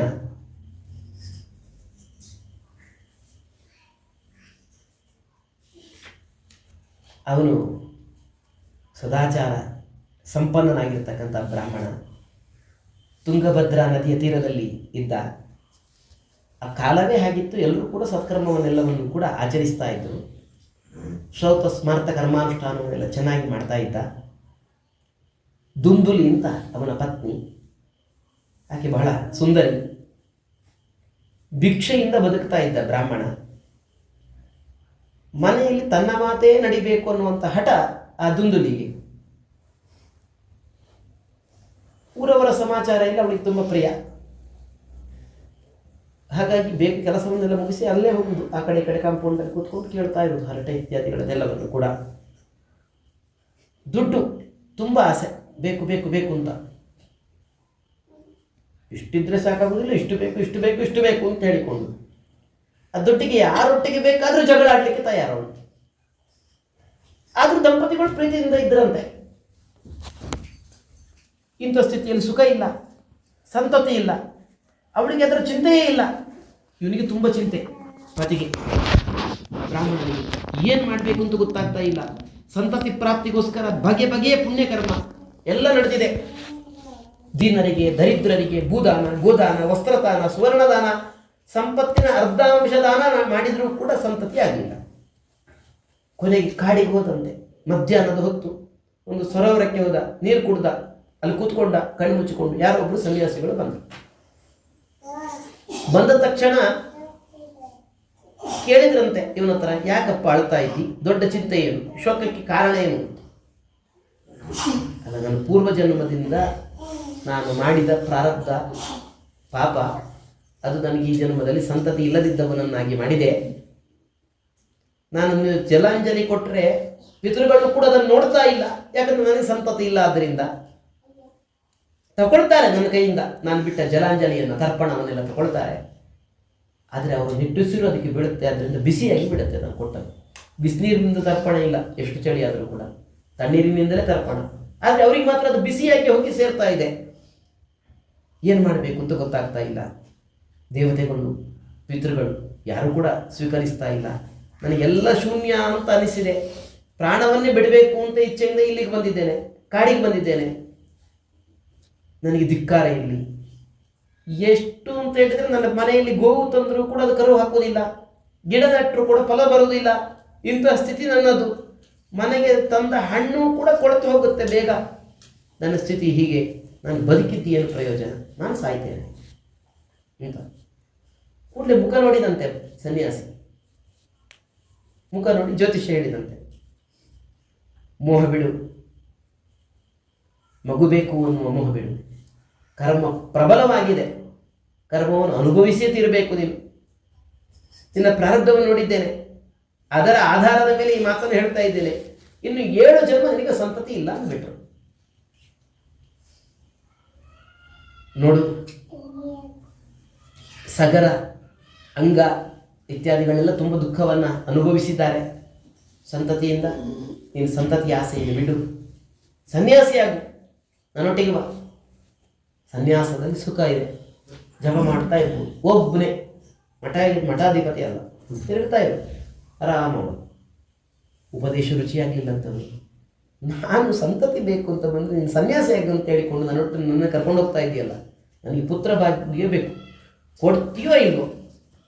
ನೀನು ತಪಸ್ವಿ ಇದ್ದಿ, ನನ್ನ ಹಣೆ ಬರಹವನ್ನು ಓದಿದ್ದಿ, ನಿನ್ನ ತಪಸ್ಸಿನ ಪ್ರಭಾವದಿಂದ ನನಗೊಂದು ಸಂತತಿ ಆಗುವಂತೆ ಅನುಗ್ರಹಿಸಿದಿ ಅಂತಂದರೆ ನಾನು ಬದುಕುಳಿತೇನೆ. ಇಲ್ಲದಿದ್ದರೆ ನೋಡು ಸಾಯ್ತೇನೆ. ನನ್ನ ಸಾವಿಗೆ ನೀನು ಕಾರಣ. ನೋಡು, ತೀರ್ಮಾನ ಮಾಡಿ ಅಂತ ಈ ರೀತಿಯಾಗಿ ಹೇಳಿದಂತೆ. ನೋಡು, ಚಿತ್ರಕೇತು ತುಂಬ ಕಷ್ಟಕ್ಕೆ ಗುರಿಯಾದ ಸಂತತಿಯನ್ನು ಹಠ ಮಾಡಿ ಪಡೆದುಕೊಂಡು ಚಿತ್ರಕೇತುವಿಗೆ ಬಹಳ ದೊಡ್ಡ ಅನರ್ಥ ಅನ್ನುವಂಥದ್ದು ಏನುಂಟೋ ಅದಾಯಿತು. ದೈವಾನುಗ್ರಹ ಇಲ್ಲದೆ ನಾವೇನಾದರೂ ಕೆಲಸವನ್ನು ಮಾಡಲಿಕ್ಕೆ ಹೊರಟ್ರೆ ಅದರಲ್ಲಿ ನಮಗೆ ಯಶಸ್ಸು ಸಿಕ್ಕಿದ್ರೂ ಕೂಡ ಅದು ನಮ್ಮ ಕೈಗೆ ನಾವು ಅದನ್ನು ಫಲವನ್ನು ಅನುಭವಿಸಲಿಕ್ಕೆ ಆಗುವುದಿಲ್ಲ, ಅನರ್ಥವೇ ಆಗ್ತದೆ ಅದರಿಂದ. ಹಾಗಾಗಿ ನೋಡು, ಮನೋರಥ ದೈವಾನುಗ್ರಹ ಇಲ್ಲದಿದ್ದರೆ ವ್ಯರ್ಥ ಆಗಿ ಹೋಗ್ತದೆ. ಸುಮ್ಮನೆ ಇರು, ಹಠ ಬಿಡು. ದುರ್ಲಭವಾಗಿರ್ತಕ್ಕಂಥ ವಸ್ತುವನ್ನು ಬಯಸಬಾರದು ಯಾವತ್ತೂ ಕೂಡ. ನಿನಗೆ ನಷ್ಟ ಆಗ್ತದೆ ಅದರಿಂದ. ಇಲ್ಲ, ನಾನು ಸಾಯ್ತೇನೆ, ಅದು ಬೇಡಪ್ಪ, ನನ್ನಿಂದ ನೀನು ಪ್ರಾಣ ಕಳ್ಕೊಳ್ಳೋದು ಬೇಡ ಅಂತ ಹೇಳಿದ್ರೆ ತಾನು ಜಪ ಮಾಡಿದ ಮಂತ್ರವನ್ನು ಅಭಿಮಂತ್ರಿಸಿ ಒಂದು ಫಲವನ್ನು ಕೊಟ್ಟು ನಿನ್ನ ಹೆಂಡತಿಗೆ ತಿನ್ನಿಸೋ, ಸಂತತಿ ಆಗಲಿ ಅಂತ ಅಂದುಬಿಟ್ಟ ಸನ್ಯಾಸಿ. ಇವರು ಮನೆಗೆ ಹೋದಂತೆ. ಆದರೆ ಸಂತತಿ ಆಗಬೇಕು ಅಂತಂದರೆ 1 ವರ್ಷಗಳ ಕಾಲ ಶುಚಿಯಾಗಿರಬೇಕು, ಹರಟೆಯನ್ನೆಲ್ಲ ಬಿಡಬೇಕು. ಅವನು ಮೊದಲೇ ಆ ಸ್ವಭಾವದವನು. ಪರನಿಂದೆ ಇತ್ಯಾದಿಗಳನ್ನೆಲ್ಲ ಬಿಡಬೇಕು. ಸತ್ಯ, ಒಪ್ಪತ್ತು ಊಟ, ವ್ರತ, ನಿಯಮ ಇತ್ಯಾದಿಗಳನ್ನೆಲ್ಲ ಆಕೆ ಪಾಲಿಸಿಕೊಂಡಿದ್ದರೆ ಒಂದು ಸಂತತಿ ಆಗ್ತದೆ, ಯೋಗ್ಯ ಸಂತತಿ ಆಗ್ತದೆ ಅಂತ ಹೇಳಿದಂತೆ. ಎಲ್ಲವನ್ನು ಹೆಂಡತಿಗೆ ಹೇಳಿದ. ಅಲ್ಲ, ಒಂದು ದಿವಸ ವ್ರತ, ಏಕಾದಶಿ ದಿವಸ ಮೌನ ಅಂತಂದರೆ ನಮಗೆ ಆಗೋದಿಲ್ಲ, ಮೇಲೆ ಕೆಳಗೆ ನೋಡ್ತೇವೆ. 1 ವರ್ಷಗಳ ಕಾಲ ನಿರಂತರ ವ್ರತದಲ್ಲಿರುವುದು ಅಂದರೆ ಹೇಗೆ? ಒಪ್ಪತ್ತು ಊಟ, ಯಾರ ಹತ್ರ ಹೆಚ್ಚು ಮಾತಾಡಲಿಕ್ಕಿಲ್ಲ, ನಿಯಮಗಳನ್ನೆಲ್ಲ ಪಾಲಿಸುವಂಥದ್ದು ದೊಡ್ಡ ಚಿಂತೆ ಆಯ್ತಂತೆ. ತಿಂದರೆ ಅವರು ಹೇಳಿದ ನಿಯಮವನ್ನು ಪಾಲಿಸಬೇಕು, ಪಾಲಿಸಿ ತಿಂದರೆ ನಾನು ಗರ್ಭವತಿ ಆಗ್ತೇನೆ, ಮಗು ಹುಡ್ತದೆ, ಅದರ ಲಾಲನೆ, ಅದರ ಪೋಷಣೆ ಇತ್ಯಾದಿಗಳನ್ನೆಲ್ಲ ಮಾಡಬೇಕು, ಅದರಲ್ಲೇ ದಿನ ಕಳೀತದೆ. ಯಾರು ಅಷ್ಟು ಕಷ್ಟಪಡ್ತಾರೆ? ಯಾಕೋಸ್ಕರ ಸಂತತಿ ಪಡಿಬೇಕು ಅಂತ ಇಚ್ಛೆ ಅಂತೆ ಅವರದ್ದು. ಯಾರಾದರೂ ದರೋಡೆಕೋರರು ನಾನು ಗರ್ಭಿಣಿಯಾಗಿದ್ದಾಗ ಬಂದರೆ ನಾನು ಹೇಗೆ ಓಡಿ ಹೋಗಲಿ? ಗರ್ಭಿಣಿ ನಾನು, ಅವರ ಕೈಗೆ ಸಿಕ್ಕಿ ನಾನು ಏಟನ್ನು ತಿಂದರೆ, ಹಾಗೆಲ್ಲ ಆಲೋಚನೆ, ವಿಪರೀತವಾಗಿರ್ತಕ್ಕಂಥ ಆಲೋಚನೆ, ಅದನ್ನು ಮಾಡ್ತಾ ಇದ್ದಾಳೆ. ಮಗು ಸರಿಯಾಗಿ ಬಂತು ಅಂತಂದರೆ ನಾನು ಬದುಕುತ್ತೇನೆ, ಅಕಸ್ಮಾತ್ ಮಗು ಅಡ್ಡವಾಗಿ ಹುಟ್ಟುವಂಥ ಪ್ರಸಂಗ ಎಲ್ಲ ಬಂದರೆ ನನ್ನ ಪ್ರಾಣವೇ ಹೋದೀತಲ್ಲ, ನಾನು ಮಗುಗೋಸ್ಕರ ನನ್ನ ಪ್ರಾಣವನ್ನೇ ಯಾಕೆ ಕಳ್ಕೊಳ್ಳಿ ಅಂತ ಈ ರೀತಿಯಾಗಿ ಹೇಳ್ತಾ, ಅಂತೂ ನಾನು ಸನ್ಯಾಸಿ ಹೇಳಿದ ಹಾಗೆ ಸತ್ಯವನ್ನು ಹೇಳಲಿಕ್ಕೆ ಆಗೋದಿಲ್ಲ. ತುಂಬ ಮಾತಾಡುವಾಗ ನಾವು ಸತ್ಯ ಅಂತ ಹೇಳ್ಕೊಂಡಿಟ್ಕೊಂಡ್ರೆ ಕಷ್ಟ ಉಂಟು. ಕಮ್ಮಿ ಮಾತಾಡಿದರೆ ಸತ್ಯವನ್ನೇ ಹೇಳ್ಬೋದು. ತುಂಬ ಮಾತಾಡೋ ಚಟ ಇದ್ದರೆ ನಾವು ಎಲ್ಲ ಹೇಳಬೇಕಾಗ್ತದೆ, ರುಚಿಯಾಗಬೇಕು ಕೇಳುವವರಿಗೆ ಅನ್ನೋ ದೃಷ್ಟಿಯಿಂದ ಏನೇನೋ ಸೇರಿಸಬೇಕಾಗುತ್ತೆ, ಅದು ಸುಳ್ಳುಗಳೇ ಜಾಸ್ತಿ ಇರ್ತದೆ. ಹಾಗೆ ಸತ್ಯದ ನಿಯಮವನ್ನು ನನಗೆ ಪಾಲಿಸಲಿಕ್ಕೆ ಸಾಧ್ಯ ಇಲ್ಲ. ಶುಚಿತ್ವ, ಮನಃಶುಚಿತ್ವ, ದೇಹ ಶುಚಿತ್ವ ಎಲ್ಲ ಕಷ್ಟ, ನನಗೆ ಬೇಡ. ನನ್ನ ಅಭಿಪ್ರಾಯದಲ್ಲಿ ಬಂಜೆ ಆಗಿರುವಂಥದ್ದೇ ಕ್ಷೇಮ. ಅಂದು ತಿನ್ನಲೇ ಇಲ್ಲ. ಇವ್ರು ಕೇಳ್ತಾ ಇದ್ದಾರೆ ನಿತ್ಯ, ಹಣ್ಣು ತಿಂದ್ಯಾ, ಹಣ್ಣು ತಿಂದ್ಯಾ, ಹಣ್ಣು ತಿಂದ್ಯಾ ಅಂತ. ಇವಳು ಹೌದು ಹೌದು ಅಂತ ಇದ್ದಾಳೆ. ಏನಾದರೂ ಮಾಡಬೇಕಲ್ಲ ಅನ್ನುವ ದೃಷ್ಟಿಯಿಂದ ತಂಗಿಗೆ ಹೇಳಿದ್ಲಂತೆ, ಗೋವಿಗೆ ಹಾಕಿ ಬಿಡುವುದು ತಂಗಿ ಅಂದಂತೆ, ಹಸು ತಿನ್ನಲಿ ಅಂತ. ನಮ್ಮದೊಂದು ಕ್ರಮ ಉಂಟು, ಉಪದೇಶ ಪಡೆದುಕೊಂಡ ಮಂತ್ರ ಜಪ ಮಾಡಲಿಕ್ಕೆ ಆಗುವುದಿಲ್ಲ ಅಂದರೆ ಗೋವಿನ ಕಿವಿಯಲ್ಲಿ ಹೇಳಿ ಬಿಟ್ಟು ಬಿಡುವುದಂತೆ. ಆಗ ಮುಗೀತು. ಅದು ಮೂಗಿನಿಂದ ಗಾಳಿ ಬಿಟ್ಟರೆ ಗೋವು ಚತುರ್ವೇದಗಳಂತೆ, ಅದರದ್ದು ಗಾಳಿಯಲ್ಲಿರುವಂಥದ್ದು ವಿಶ್ವಾಸ, ಅದರದ್ದು ಅಷ್ಟು ವೇದಗಳೆಲ್ಲ ಅದರಲ್ಲಿರ್ತದೆ. ಹಾಗಾಗಿ ಅದಕ್ಕೆ ಹೇಳಿಬಿಡುದು. ಹಾಗೆ ಇವಳು ಹಣ್ಣನ್ನು ಕೂಡ ಅದಕ್ಕೆ ಕೊಟ್ಟುಬಿಟ್ಟು ಅದು ತಿಂತು. ನಾನೇನು ಮಾಡಲಿ, ಈಗ 9 ತಿಂಗಳಾದಮೇಲೆ ಇನ್ನು ಕೇಳ್ತಾನಲ್ಲ ಅಂತ. ಹಾಗಾದ್ರೆ ಒಂದು ಕೆಲಸ ಮಾಡಿ, ಒಂದು 4 ತಿಂಗಳಿಗೂ 5 ತಿಂಗಳಿಗೂ ಗರ್ಭಿಣಿ ಅನ್ನುವಂಥ ನಾಟಕವನ್ನು ಆಡು. ನೇರ ನಮ್ಮ ಮನೆಗೆ ಬಾ, ನಾನು ಗರ್ಭಿಣಿ ಇದ್ದೇನೆ, ನನ್ನ ಮಗುವನ್ನು ನಿನಗೆ ಮಾರಿಬಿಡ್ತೇನೆ, ನೀನು ನನಗೆ ದುಡ್ಡು ಕೊಡು. ಅವಳು ದುಡ್ಡಿನ ಇವಳ ತಂಗಿ, ಹಾಗಾಗಿ ಬಹಳ ದುಡ್ಡು ದುಡ್ಡು ದುಡ್ಡು ಅಂತ ಆಯಿತು ಅಂತ ಒಪ್ಪಂದ ಎಲ್ಲ ಆಯಿತು, ಮಾರುವುದು ಅಂತ ಆಯಿತು. ಇವಳು ಬೇಗ ನನಗೆ ಸ್ವಲ್ಪ ಕಷ್ಟ ಕೆಲಸ ಮಾಡಲಿಕ್ಕೆಲ್ಲ ಆಗುವುದಿಲ್ಲ ಅಂತ ಹೇಳಿಕೊಂಡು ತನ್ನ ಪತಿಯ ಮನೆ ತಂಗಿಯ ಮನೆಗೆ ಹೋದ್ಲು ನೋಡ್ಕೊಳ್ಳಿಕ್ಕೆ. ಅವಳು ಕೂಡ ನಾಟಕ ಆಡಿದ್ಲು, ತನ್ನ ಮಗು ಸತ್ತು ಹೋಯಿತು ಅಂತ ಸುದ್ದಿಯನ್ನು ಹಬ್ಬಿಸಿದ್ಲು. ಅವಳಲ್ಲಿ ಹಾಲಿದೆ, ತನಗೆ ಹಾಲಿಲ್ಲ ಅಂತ ಹೇಳಿಕೊಂಡು ಸುದ್ದಿಯನ್ನು ಹಬ್ಬಿಸಿದ್ಲು ಇವಳು. ನನಗೆ ಮಗು ಹುಟ್ಟಿದೆ, ನನ್ನಲ್ಲಿ ಹಾಲಿಲ್ಲ, ತನ್ನ ತಂಗಿಯಲ್ಲಿ ಹಾಲಿದೆ, ಹಾಗಾಗಿ ಆಕೆ ಕುಡಿಸ್ಲಿ ಮಗುವಿಗೆ ಹಾಲನ್ನ ಅಂತ ಹೇಳಿಕೊಂಡು ಒಂದಿಷ್ಟು ದಿವಸಗಳ ಕಾಲ ತಂಗಿಯ ಮನೆಗೆ ಮಗು ಇರುವ ಏರ್ಪಾಡು ಇತ್ಯಾದಿಗಳನ್ನೆಲ್ಲವನ್ನು ಕೂಡ ಮಾಡಿಕೊಂಡ್ಳು. ಈ ಕಡೆ ಹಸುವಿಗೆ ಮಾವಿನ ಹಣ್ಣನ್ನು ಹಾಕಿದ್ದಾನೆ ಇವನ ಮನೆಯಲ್ಲಿ ಗೋವು ಕೂಡ ಅದೇ ದಿವಸ ಒಂದು ಗಂಡು ಮಗುವನ್ನು ಪ್ರಸವಿಸ್ತಂತೆ. ವಿಚಿತ್ರ, ಇವನು ಹೆಸರಿಡ್ಲಿಕ್ಕೆ ಹೋಗಲಿಲ್ಲ, ಹುಡುಕ್ಲಿಕ್ಕೆ ಹೋಗಲಿಲ್ಲ. ಗೋಕರ್ಣ, ಕಿವಿ ಮಾತ್ರ ಗೋವಿನ ಕಿವಿ ಹಾಗೆ ಇತ್ತಂತೆ, ಗೋಕರ್ಣ ಅಂತ ಹೆಸರಿಟ್ಟ, ಹುಡುಕ್ಲಿಕ್ಕೆ ಹೋಗಲಿಲ್ಲ.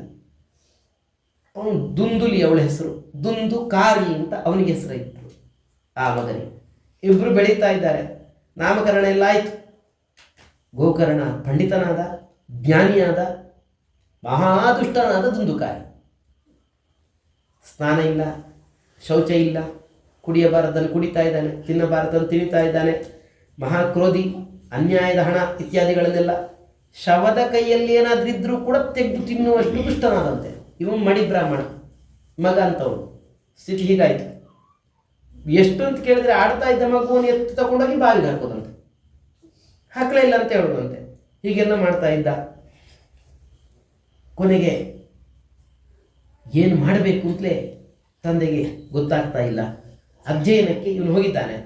ತಂದೆ ಹೇಳ್ತಾನೆ, ಇವನ ತಾಯಿ ಬಂಜೆ ಆಗಿದ್ದರೆ ಚೆನ್ನಾಗಿತ್ತು, ಆ ಸನ್ಯಾಸಿ ಹೇಳಿದ್ದ, ನನಗೆ ನೋಡಿದರೆ ಇಷ್ಟ ಆಗುತ್ತೆ ಅಂತ ನನಗೆ ಗೊತ್ತಿರಲಿಲ್ಲ, ಈ ದುಃಖ ಹೇಗೆ, ನಾನೇ ಪ್ರಾಣತ್ಯಾಗ ಮಾಡಬೇಕಲ್ಲ ಅಂತ ಈ ರೀತಿಯಾಗಿ ಹೇಳಿದಾಗ ಗೋಕರ್ಣ ಬಂದಂತೆ. ವೈರಾಗ್ಯದ ಉಪದೇಶ ಅನ್ನುವಂಥದ್ದೇನು ಅದನ್ನು ಮಾಡಿದಂತೆ. ನ ಚೇಂದ್ರಸ್ಯ ಸುಖಂ ಕಿಂಚಿತ್ ನ ಸುಖಂ ಚಕ್ರವರ್ತಿನಃ ಸುಖಮಸ್ತಿ ವಿರಕ್ತಸ್ಯ ಮುನೇರ್ ಏಕಾಂತ ಜೀವಿನಃ ಅಂತ. ಏಕಾಂತವಾಗಿ ತನ್ನ ಪಾಡಿಗೆ ತಾನಿರುವವನಿಗಿರುವ ಸುಖ ಇಂದ್ರನಿಗಿಲ್ಲ, ಚಕ್ರವರ್ತಿ ರಾಜನಿಗೂ ಕೂಡ ಇಲ್ಲ. ಅವರಿಗೆ ಏಕಾಂತ ಇಲ್ಲ. ರಾಜನಿಗೆಲ್ಲ ಜನರ ಮಧ್ಯದಲ್ಲೇ ಇರಬೇಕು. ಇಂದ್ರ ವ್ಯಾಪಾರ ಭಾರ, ಅವನು ಬೇರೆ ಬೇರೆ ಬೇರೆ ವ್ಯಾಪಾರಗಳನ್ನೆಲ್ಲ ಮಾಡ್ತಾ ಇರಬೇಕು. ಹಾಗಾಗಿ ಏಕಾಂತಿಗೆ ದೊಡ್ಡ ಸುಖ ಅನ್ನುವಂಥದ್ದು ಏನುಂಟು ಅದು ಅತಿ ಆಸಕ್ತಿ. ನನ್ನ ಮಗ ಅನ್ನುವಂಥದ್ದು ನಿಮಗೆ ನರಕಕ್ಕೆ ಕಾರಣ ಆಗುತ್ತೆ. ಜ್ಞಾನಿಯಾಗಿರ್ತಕ್ಕಂಥ ಗೋಕರ್ಣ ಉಪದೇಶ ತನ್ನ ತಂದೆಗೆ ಮಾಡ್ತಾ ಇರುವಂಥದ್ದು. ಅದರಿಂದ ಕಾಡಿಗೆ ಹೋಗು ಅಂತ ಆತ್ಮದೇವ ಕಾಡಿಗೆ ಹೋದಂತೆ. ಹೌದು, ನಾನು ಏನು ಮಾಡಬೇಕು ಅಂತಲೇ ಗೊತ್ತಾಗ್ತಾ ಇಲ್ಲ, ನೀನೇ ನನ್ನ ಉದ್ಧಾರ ಮಾಡಬೇಕು, ನಂತರ ನಾನಂತೂ ಕಾಡಿಗೆ ಹೋಗ್ತೇನೆ ಅಂತ ಹೇಳಿದಂತೆ. ಇಲ್ಲ, ಅಭಿಮಾನವನ್ನು ಬಿಡಪ್ಪ, ಈ ದೇಹದಲ್ಲಿ ನಾನು ನನ್ನದು ಅನ್ನುವಂಥ ಅಭಿಮಾನ ಎಲ್ಲ ಬಿಡು, ವೈರಾಗ್ಯದಲ್ಲಿ ತುಂಬ ಸುಖ ಅನ್ನುವಂಥದ್ದೇನುಂಟೋ ಅದು ವಿಶೇಷವಾಗಿ ಸಿಗ್ತದೆ ಅಂತ ಈ ರೀತಿಯಾಗಿ ಹೇಳಿದ್ದಕ್ಕೆ ಆತ್ಮದೇವ ಕಾಡಿಗೆ ಹೋಗಿ ಸ್ಥಿರ ಬುದ್ಧಿಯಿಂದ ಹರಿಸೇವೆಯನ್ನು ಮಾಡಿ ಹರಿಯ ಸಾಕ್ಷಾತ್ಕಾರವನ್ನು ಕೂಡ ಪಡೆದುಕೊಂಡಂತೆ. ಈ ಕಡೆ ತಂದೆ ಇಲ್ಲ, ದುಂದುಕಾರಿ ಮಾತ್ರ ಇದ್ದಾನೆ. ತಾಯಿಗೆ ಹೊಡೆಯಲಿಕ್ಕೆ ಶುರು ಮಾಡಿದ, ದುಡ್ಡು ಕೊಡು ದುಡ್ಡು ಕೊಡು ದುಡ್ಡು ಕೊಡು ಅಂತ ಪ್ರತಿನಿತ್ಯ. ಇಲ್ಲದ್ರೆ ನಿನ್ನ ಕೊಂದೇ ಹಾಕ್ತೇನೆ ಅಂತ. ಕೊನೆಗೆ ಇವನ ಪೀಡೆ ತಡೆದುಕೊಳ್ಳಿಕ್ಕಾಗದೆ, ಇವನ ಏಟನ್ನು ಕೂಡ ತಡೆದುಕೊಳ್ಳಿಕ್ಕಾಗದೆ ಬಾವಿಗೆ ಹಾರಿ ಆತ್ಮಹತ್ಯೆ ಮಾಡಿಕೊಂಡು ಬಿಟ್ಲ ಅಂತ ಅವಳಿಲ್ಲ ದುಂದುಲಿ. ಇವ ಯೋಗನಿಷ್ಠರಾಗಿ ತೀರ್ಥಯಾತ್ರೆಗೆ ಹೋಗಿದ್ದಾನೆ. ಅವನೊಬ್ಬನೇ ಇದ್ದಾನೆ. ಈಗ ಮನೆಯಲ್ಲಿ 5 ಮಂದಿ ವೇಶ್ಯಾಸ್ತ್ರೀಯರ ಸಂಘವನ್ನು ಮಾಡಿದಂತೆ. ಅವರ ಪೋಷಣೆಯನ್ನು ಮಾಡಬೇಕು. ಅವರು ದುಡ್ಡು ಕೇಳ್ತಾ ಇದ್ದಾರೆ. ಯಾರಿಗಾದರೂ ಒಬ್ಬರಿಗೆ ತಂದು ಕೊಟ್ಟರೆ ಮತ್ತು 4 ಮಂದಿ ಹಿಡಿದು ಬಡಿತಾರೆ ಅವನಿಗೆ. ಕಳ್ಳತನ ಮಾಡಲಿಕ್ಕೆ ಶುರು ಮಾಡಿದಂತೆ. 5 ಮನೆಗೆ ಹೋಗುವುದು, 5 ಆಭರಣವನ್ನು ಕದ್ದುಕೊಂಡು ಬರುವುದು, ಒಬ್ಬೊಬ್ಬರಿಗೆ ಒಂದೊಂದು ಆಭರಣ ಕೊಡುವುದು. ಅವತ್ತಿಗೆ ಅವರು ಸುಖಿಗಳು. ಅದರಲ್ಲೂ ಮತ್ತೆ ಜಗಳ ಶುರುವಾಗುತ್ತೆ. ಇವರದ್ದು ದೊಡ್ಡದು, ನಮ್ಮದು ಚಿಕ್ಕದು, ಇದು ಚೆನ್ನಾಗಿದೆ, ಅದು ಚೆನ್ನಾಗಿ ಆದದೇ ಬೇರೆ ಬೇರೆ, ಅದೇ ಎಲ್ಲಿ ಉಂಟೋ ಏನು ಕತೆ ಅಂತ ತಿಳ್ಕೊಂಡು ಹೀಗೆ ದೊಡ್ಡ ಕಳ್ಳನಾಗಿ ಬಿಟ್ಟಂತೆ. ಕೊನೆಗೆ ಆಸೆ ಹೆಚ್ಚಾಯ್ತಾಯ್ತಾಯ್ತು ಅವರದ್ದು. ಕೊನೆಗೆ ರಾಜನ ಭಂಡಾರದಿಂದಲೇ ಕದ್ದುಕೊಂಡು ಬಂದ, ಇವರ ಇಚ್ಛೆ ಪೂರೈಸಲಿಕ್ಕಾಗದೆ. ತಂದೆ ಬಿಟ್ಟ. ಭಟರಿಗೆ ಗೊತ್ತಾಯಿತು ಕಳ್ಳತನ ಆಗಿದೆ ಅನ್ನುವಂಥದ್ದು, ಭಟರಿಗೆ ಗೊತ್ತಾಯಿತು. ಇನ್ನೇನು ನಾವು ಕೂಡ ಸಿಕ್ಕಿ ಬೀಳ್ತೇವೆ, ಹಾಗಾಗಬಾರದು ಅಂತ ಹೇಳಿಕೊಂಡು ಇವನನ್ನು ಹೊಡೆದು ಕೊಂದೇ ಬಿಟ್ರಂತೆ ವೇಶ್ಯಾಸ್ತ್ರೀಯರು. ಕೊಂದು ಭೂಮಿಯಲ್ಲಿ ಹೊಂಡ ತೋಡಿ ಅದರಲ್ಲಿ ಹಾಕಿ ಬಿಟ್ರಂತೆ. ಅವನು ಅಲ್ಲಿದ್ದಾನೆ ಒಳಗೆ. ಈ ಕಡೆ ಸದ್ಗತಿ ಆಗಲಿಲ್ಲ. ಬ್ರಾಹ್ಮಣನ ಮಗ, ಬ್ರಾಹ್ಮಣನ ಶಾಪ ಇತ್ತು, ತಾಯಿಯ ಶಾಪ ಇತ್ತು. ಇವನದ್ದು ಕೂಡ ಮಾಡಬಾರದ ಕೆಲಸವನ್ನೆಲ್ಲ ಮಾಡಿದ್ದಾನೆ. ಉತ್ತರ ಕ್ರಿಯೆ, ಅವ್ರದ್ದು ದೈಹಿಕ ಕ್ರಿಯೆಯೂ ಕೂಡ ನಡೆದಿಲ್ಲ. ಪ್ರೇತನಾದಂತೆ. ತಾಯಿಯೂ ಕೂಡ ಸದ್ಗತಿ ಆಗಲಿಲ್ಲ ಅಂದರೆ ಆದ್ದರಿಂದ ಅಲ್ಲೇ ಸೇರಿಕೊಂಡ್ರು. 2 ಪ್ರೇತಗಳಾದವು ಅದೇ ಮನೆಯಲ್ಲಿ. ಉಳಿದವರೆಲ್ಲ ಓಡಿದ್ರು. ವೇಶ್ಯಾಸ್ತ್ರೀಯರು ಯಾರಿಲ್ಲ. ರಾತ್ರಿಯೆಲ್ಲ ಬೊಬ್ಬೆ ಗಲಾಟೆ, ಅಲ್ಲಿ ಕೂಡ ಗಲಾಟೆಯೇ ಅವ್ರದ್ದು. ಸತ್ತ ಮೇಲೆ ಪ್ರೇತರಾದ್ಮೇಲೆ ಗಲಾಟೆ ಆಗ್ತಾ ಇದೆ, ಕೇಳ್ತಾ ಇದೆ. ಭಯಂಕರವಾಗಿರ್ತಕ್ಕಂತಹ ರೂಪ ಅದನ್ನೆಲ್ಲ ತೋರಿಸ್ತಾ ಇದ್ದಾನೆ. ಕೊನೆಗೆ ಗೋಕರ್ಣ ಯಾತ್ರೆಯನ್ನು ಮುಗಿಸಿಕೊಂಡು ತನ್ನ ಊರಿಗೆ, ತನ್ನ ಮನೆಗೆ ಬಂದರೆ ಯಾರು ಅಲ್ಲಿ ಹೋಗ್ಬೇಡಪ್ಪ, ನಮ್ಮ ಮನೆಗೆ ಬಾ, ಅಲ್ಲಿ ಹೋಗ್ಬೇಡ, ನಾನು ಯಾಕೆ ಅಂತ ಕೇಳ್ತಾ ಇಲ್ಲ ಯಾರು ಕೂಡ. ಕೊನೆಗೆ ಆಶ್ಚರ್ಯ ಆಯ್ತಂತೆ. ಹೋಗ್ಬೇಕು ಅಂತ ಹೊರಟ, ನೋಡಿದ, ಯಾರು ನೀನು, ನನಗೆ ಯಾಕೆ ಇಂಥ ರೂಪವನ್ನು ತೋರಿಸ್ತೀನಿ ಅಂತ ಅಲ್ಲಿ ಹೋಗಿ ತನ್ನ ತಮ್ಮನಿಗೆ ಕೇಳ್ತಾ ಇದ್ದಾನೆ. ಒಂದಿಷ್ಟು ನೀರನ್ನು ಕೈಯಲ್ಲಿ ಹಿಡ್ಕೊಂಡು ಅದರ ಮೇಲೆ ಹಾಕಿಬಿಟ್ಟಂತೆ ಗೋಕರ್ಣ. ಜಪ ಮಾಡಿದ ವ್ಯಕ್ತಿ, ಒಳ್ಳೆ ಜಪ ಪೂಜೆ ಮಾಡಿದ ವ್ಯಕ್ತಿ, ಶುದ್ಧವಾದ ತನ್ನ ಕೈಯಿಂದ ಒಂದಿಷ್ಟು ಜಲವನ್ನು ತೆಗೆದು ಪ್ರೋಕ್ಷಣೆ ಮಾಡಿದರೆ ಆಗ ಆ ಕೈಯ ಪ್ರಭಾವ, ಕೈಯಲ್ಲಿ ಮಾಡಿದ ಸತ್ಕರ್ಮದ ಪ್ರಭಾವ, ಅದರಿಂದ ಆ ಜಲ ಶುದ್ಧ ಆಗಿ ಅದಕ್ಕೆ ಸ್ವಲ್ಪ ಶಾಂತಿ ಸಿಗ್ತದಂತೆ ಆ ಪ್ರೇತಾತ್ಮಗಳಿಗೆಲ್ಲ. ಇವನಿಗೆ ಸ್ವಲ್ಪ ಶಾಂತಿ ಆಯಿತು, ಮಾತಾಡಲಿಕ್ಕಾಯಿತು. ಅಲ್ಲಿ ತನಕ ಮಾತಾಡಲಿಕ್ಕೂ ಕೂಡ ಆಗ್ತಾ ಇರಲಿಲ್ಲ ಪ್ರೇತಕ್ಕೆ, ದುಂದುಕಾರಿಯ ಪ್ರೇತಕ್ಕೆ. ಮಾತಾಡಲಿಕ್ಕೆ ಶುರು ಮಾಡಿದಂತೆ ದುಂದುಕಾರಿ, ನಿನ್ನ ತಮ್ಮಪ್ಪ ನಾನು ದುಂದುಕಾರಿ. ಅಲ್ಲ, ನಿನಗೆ ಯಾಕೆ ಹೀಗಾಯಿತು? ನಾನು ಬ್ರಾಹ್ಮಣತ್ವವನ್ನೇ ಕಳ್ಕೊಂಡೆ ನನ್ನ ಪಾಪದಿಂದ. ಎಷ್ಟು ಪಾಪ ಮಾಡಿದ್ದೇನೆ ಗೊತ್ತು? ಲೆಕ್ಕ ಇಲ್ಲದಿದ್ದಷ್ಟು ಪಾಪವನ್ನು ಮಾಡಿದ್ದೇನೆ. ಅಜ್ಞಾನ, ದೊಡ್ಡ ಅಜ್ಞಾನ ನನ್ನಲ್ಲಿದೆ. ವೇಶ್ಯೆಯರ ಕೈಯಿಂದ ಹತನಾದೆ, ಯಮಯಾತನೆಯನ್ನು ಅನುಭವಿಸ್ತಾ ಸತ್ತೆ, ಪ್ರೇತತ್ವವನ್ನು ಪಡ್ಕೊಂಡಿದ್ದೇನೆ. ಬರೀ ಗಾಳಿಯಿಂದ ಬದುಕಬೇಕು. ಯಾರಿಗೇ ಆಗಲಿ ಕರ್ಮಾನುಸಾರಿಯಾಗಿ ಫಲ ಸಿಗುವಂಥದ್ದು, ನನಗೂ ಕೂಡ ನನ್ನ ಕರ್ಮಕ್ಕನುಗುಣವಾಗಿ ಫಲ. ನೀನು ಬಂಧು ಕೃಪಾ ಸಿಂಧು, ನೀನು ನನ್ನನ್ನು ಉದ್ಧಾರ ಮಾಡ್ತೀಯಾ ಅಂತ ಕೇಳುತ್ತೆ. ಅಲ್ಲಪ್ಪ, ನೀನು ಹೋಗಿದ್ದಂತ ಗೊತ್ತಾದ ತಕ್ಷಣ ವಿದ್ಯುಕ್ತವಾಗಿ ಗಯೆಯಲ್ಲಿ ಪಿಂಡ ಪ್ರದಾನ ಮಾಡಿದ್ದೇನೆ ಅಂತಂದ್ರೆ ಸಾಕಾಗುವುದಿಲ್ಲ ಅನ್ನುತ್ತೆ ಆ ಪ್ರೇತ. ಕೆಲವೆಲ್ಲ ಪಿತೃಕಾರ್ಯ ಇತ್ಯಾದಿಗಳನ್ನೆಲ್ಲವನ್ನು ಕೂಡ ಒಂದು ಸರ್ತಿ ಮಾಡಿದ್ರೆ ಸಾಕಾಗುವುದಿಲ್ಲ. ತಿಲಹೋಮ ಇತ್ಯಾದಿಗಳೆಲ್ಲ 2-3 ಸರ್ತಿ ಮಾಡಬೇಕಾಗ್ತದೆ. ಹಸಿವೆ ಇದ್ದಷ್ಟು ಊಟ ಮಾಡಬೇಕಾಗ್ತದೆ. ಸ್ವಲ್ಪ ಹಸಿವಿದ್ರೆ ಸ್ವಲ್ಪ ಊಟ ಮಾಡಿದರೆ ಸಾಕು.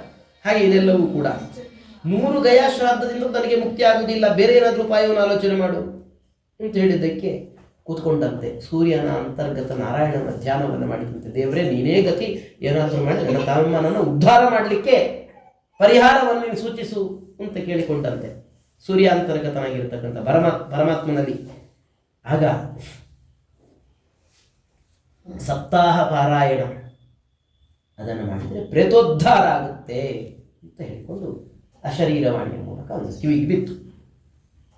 ಆಗ ಸಪ್ತಾಹವನ್ನು ಮಾಡಬೇಕು ಅನ್ನುವ ದೃಷ್ಟಿಯಿಂದ ತಾನು ಭಾಗವತ ವಿಶೇಷವಾಗಿ 7 ದಿವಸ ಎಡೆಬಿಡದೆ ಭಾಗವತ ಅನುಷ್ಠಾನ ಅನ್ನುವಂಥದ್ದೇನುಂಟೋ ಅದನ್ನು ಮಾಡಿದಂತೆ, ಪಾರಾಯಣ ಮಾಡಿದಂತೆ. ಒಂದೊಂದೇ ದಿವಸಕ್ಕೆ ಬಿದಿರು ಹಿಂದ್ಗಡೆ ಮಡಿಕೋಲು ಸೀಳ್ತಾ ಸೀಳ್ತಾ ಸೀಳ್ತಾ ಸೀಳ್ತಾ ಬಂತು. ಕೊನೆಯ ದಿವಸ ಮುಗಿಯುವಾಗ ಕೊನೆಯ ಗಂಟು ಸೀಳ್ತು.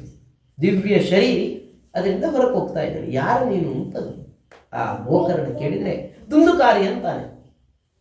ಕರ್ಕೊಂಡೋಗೋರ ಹತ್ರ ಹೇಳ್ತಾನೆ, ಅಲ್ಲಪ್ಪ ನಾನು ಹೇಳಿದವ, ನಾನು ಇಲ್ಲೇ ಇದ್ದೇನೆ, ಅದು ಪ್ರೇತ, ಅದು ಕೇಳಿದ್ದು, ಅವನನ್ನು ಕರ್ಕೊಂಡು ಹೋಗ್ತಾ ಇದ್ದೀರಿ.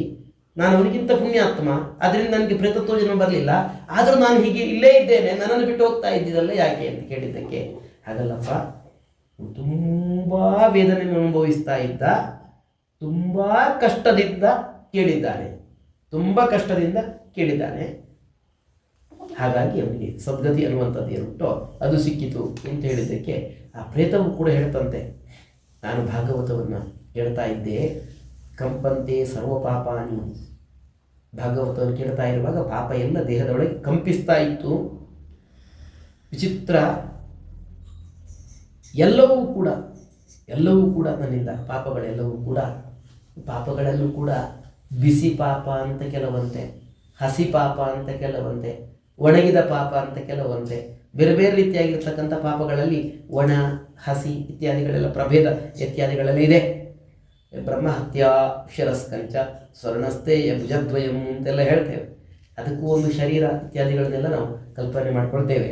ಹೀಗೆ ಅದೆಲ್ಲ ಪರಿಹಾರ ಅನ್ನುವಂಥದ್ದು ಏನುಂಟೋ ಅದಾಗ್ತದೆ, ಆಗಿದೆ ಅಂತ ಹೇಳ್ತಾ ಕೊನೆಗೆ ಭಾರತ ಭೂಮಿಯಲ್ಲಿದ್ದುಕೊಂಡು ಭಾಗವತ ಶ್ರವಣವನ್ನು ಮಾಡಲಿಲ್ಲ ಅಂದರೆ ಅವನ ಜನ್ಮ ಅನ್ನುವಂಥದ್ದು ಏನುಂಟೋ ಅದು ವ್ಯರ್ಥ. ಈ ಶರೀರ ನಿತ್ಯ ಅಲ್ಲ, ಈ ಶರೀರ ಏನಿದ್ರೂ ಅನಿತ್ಯ.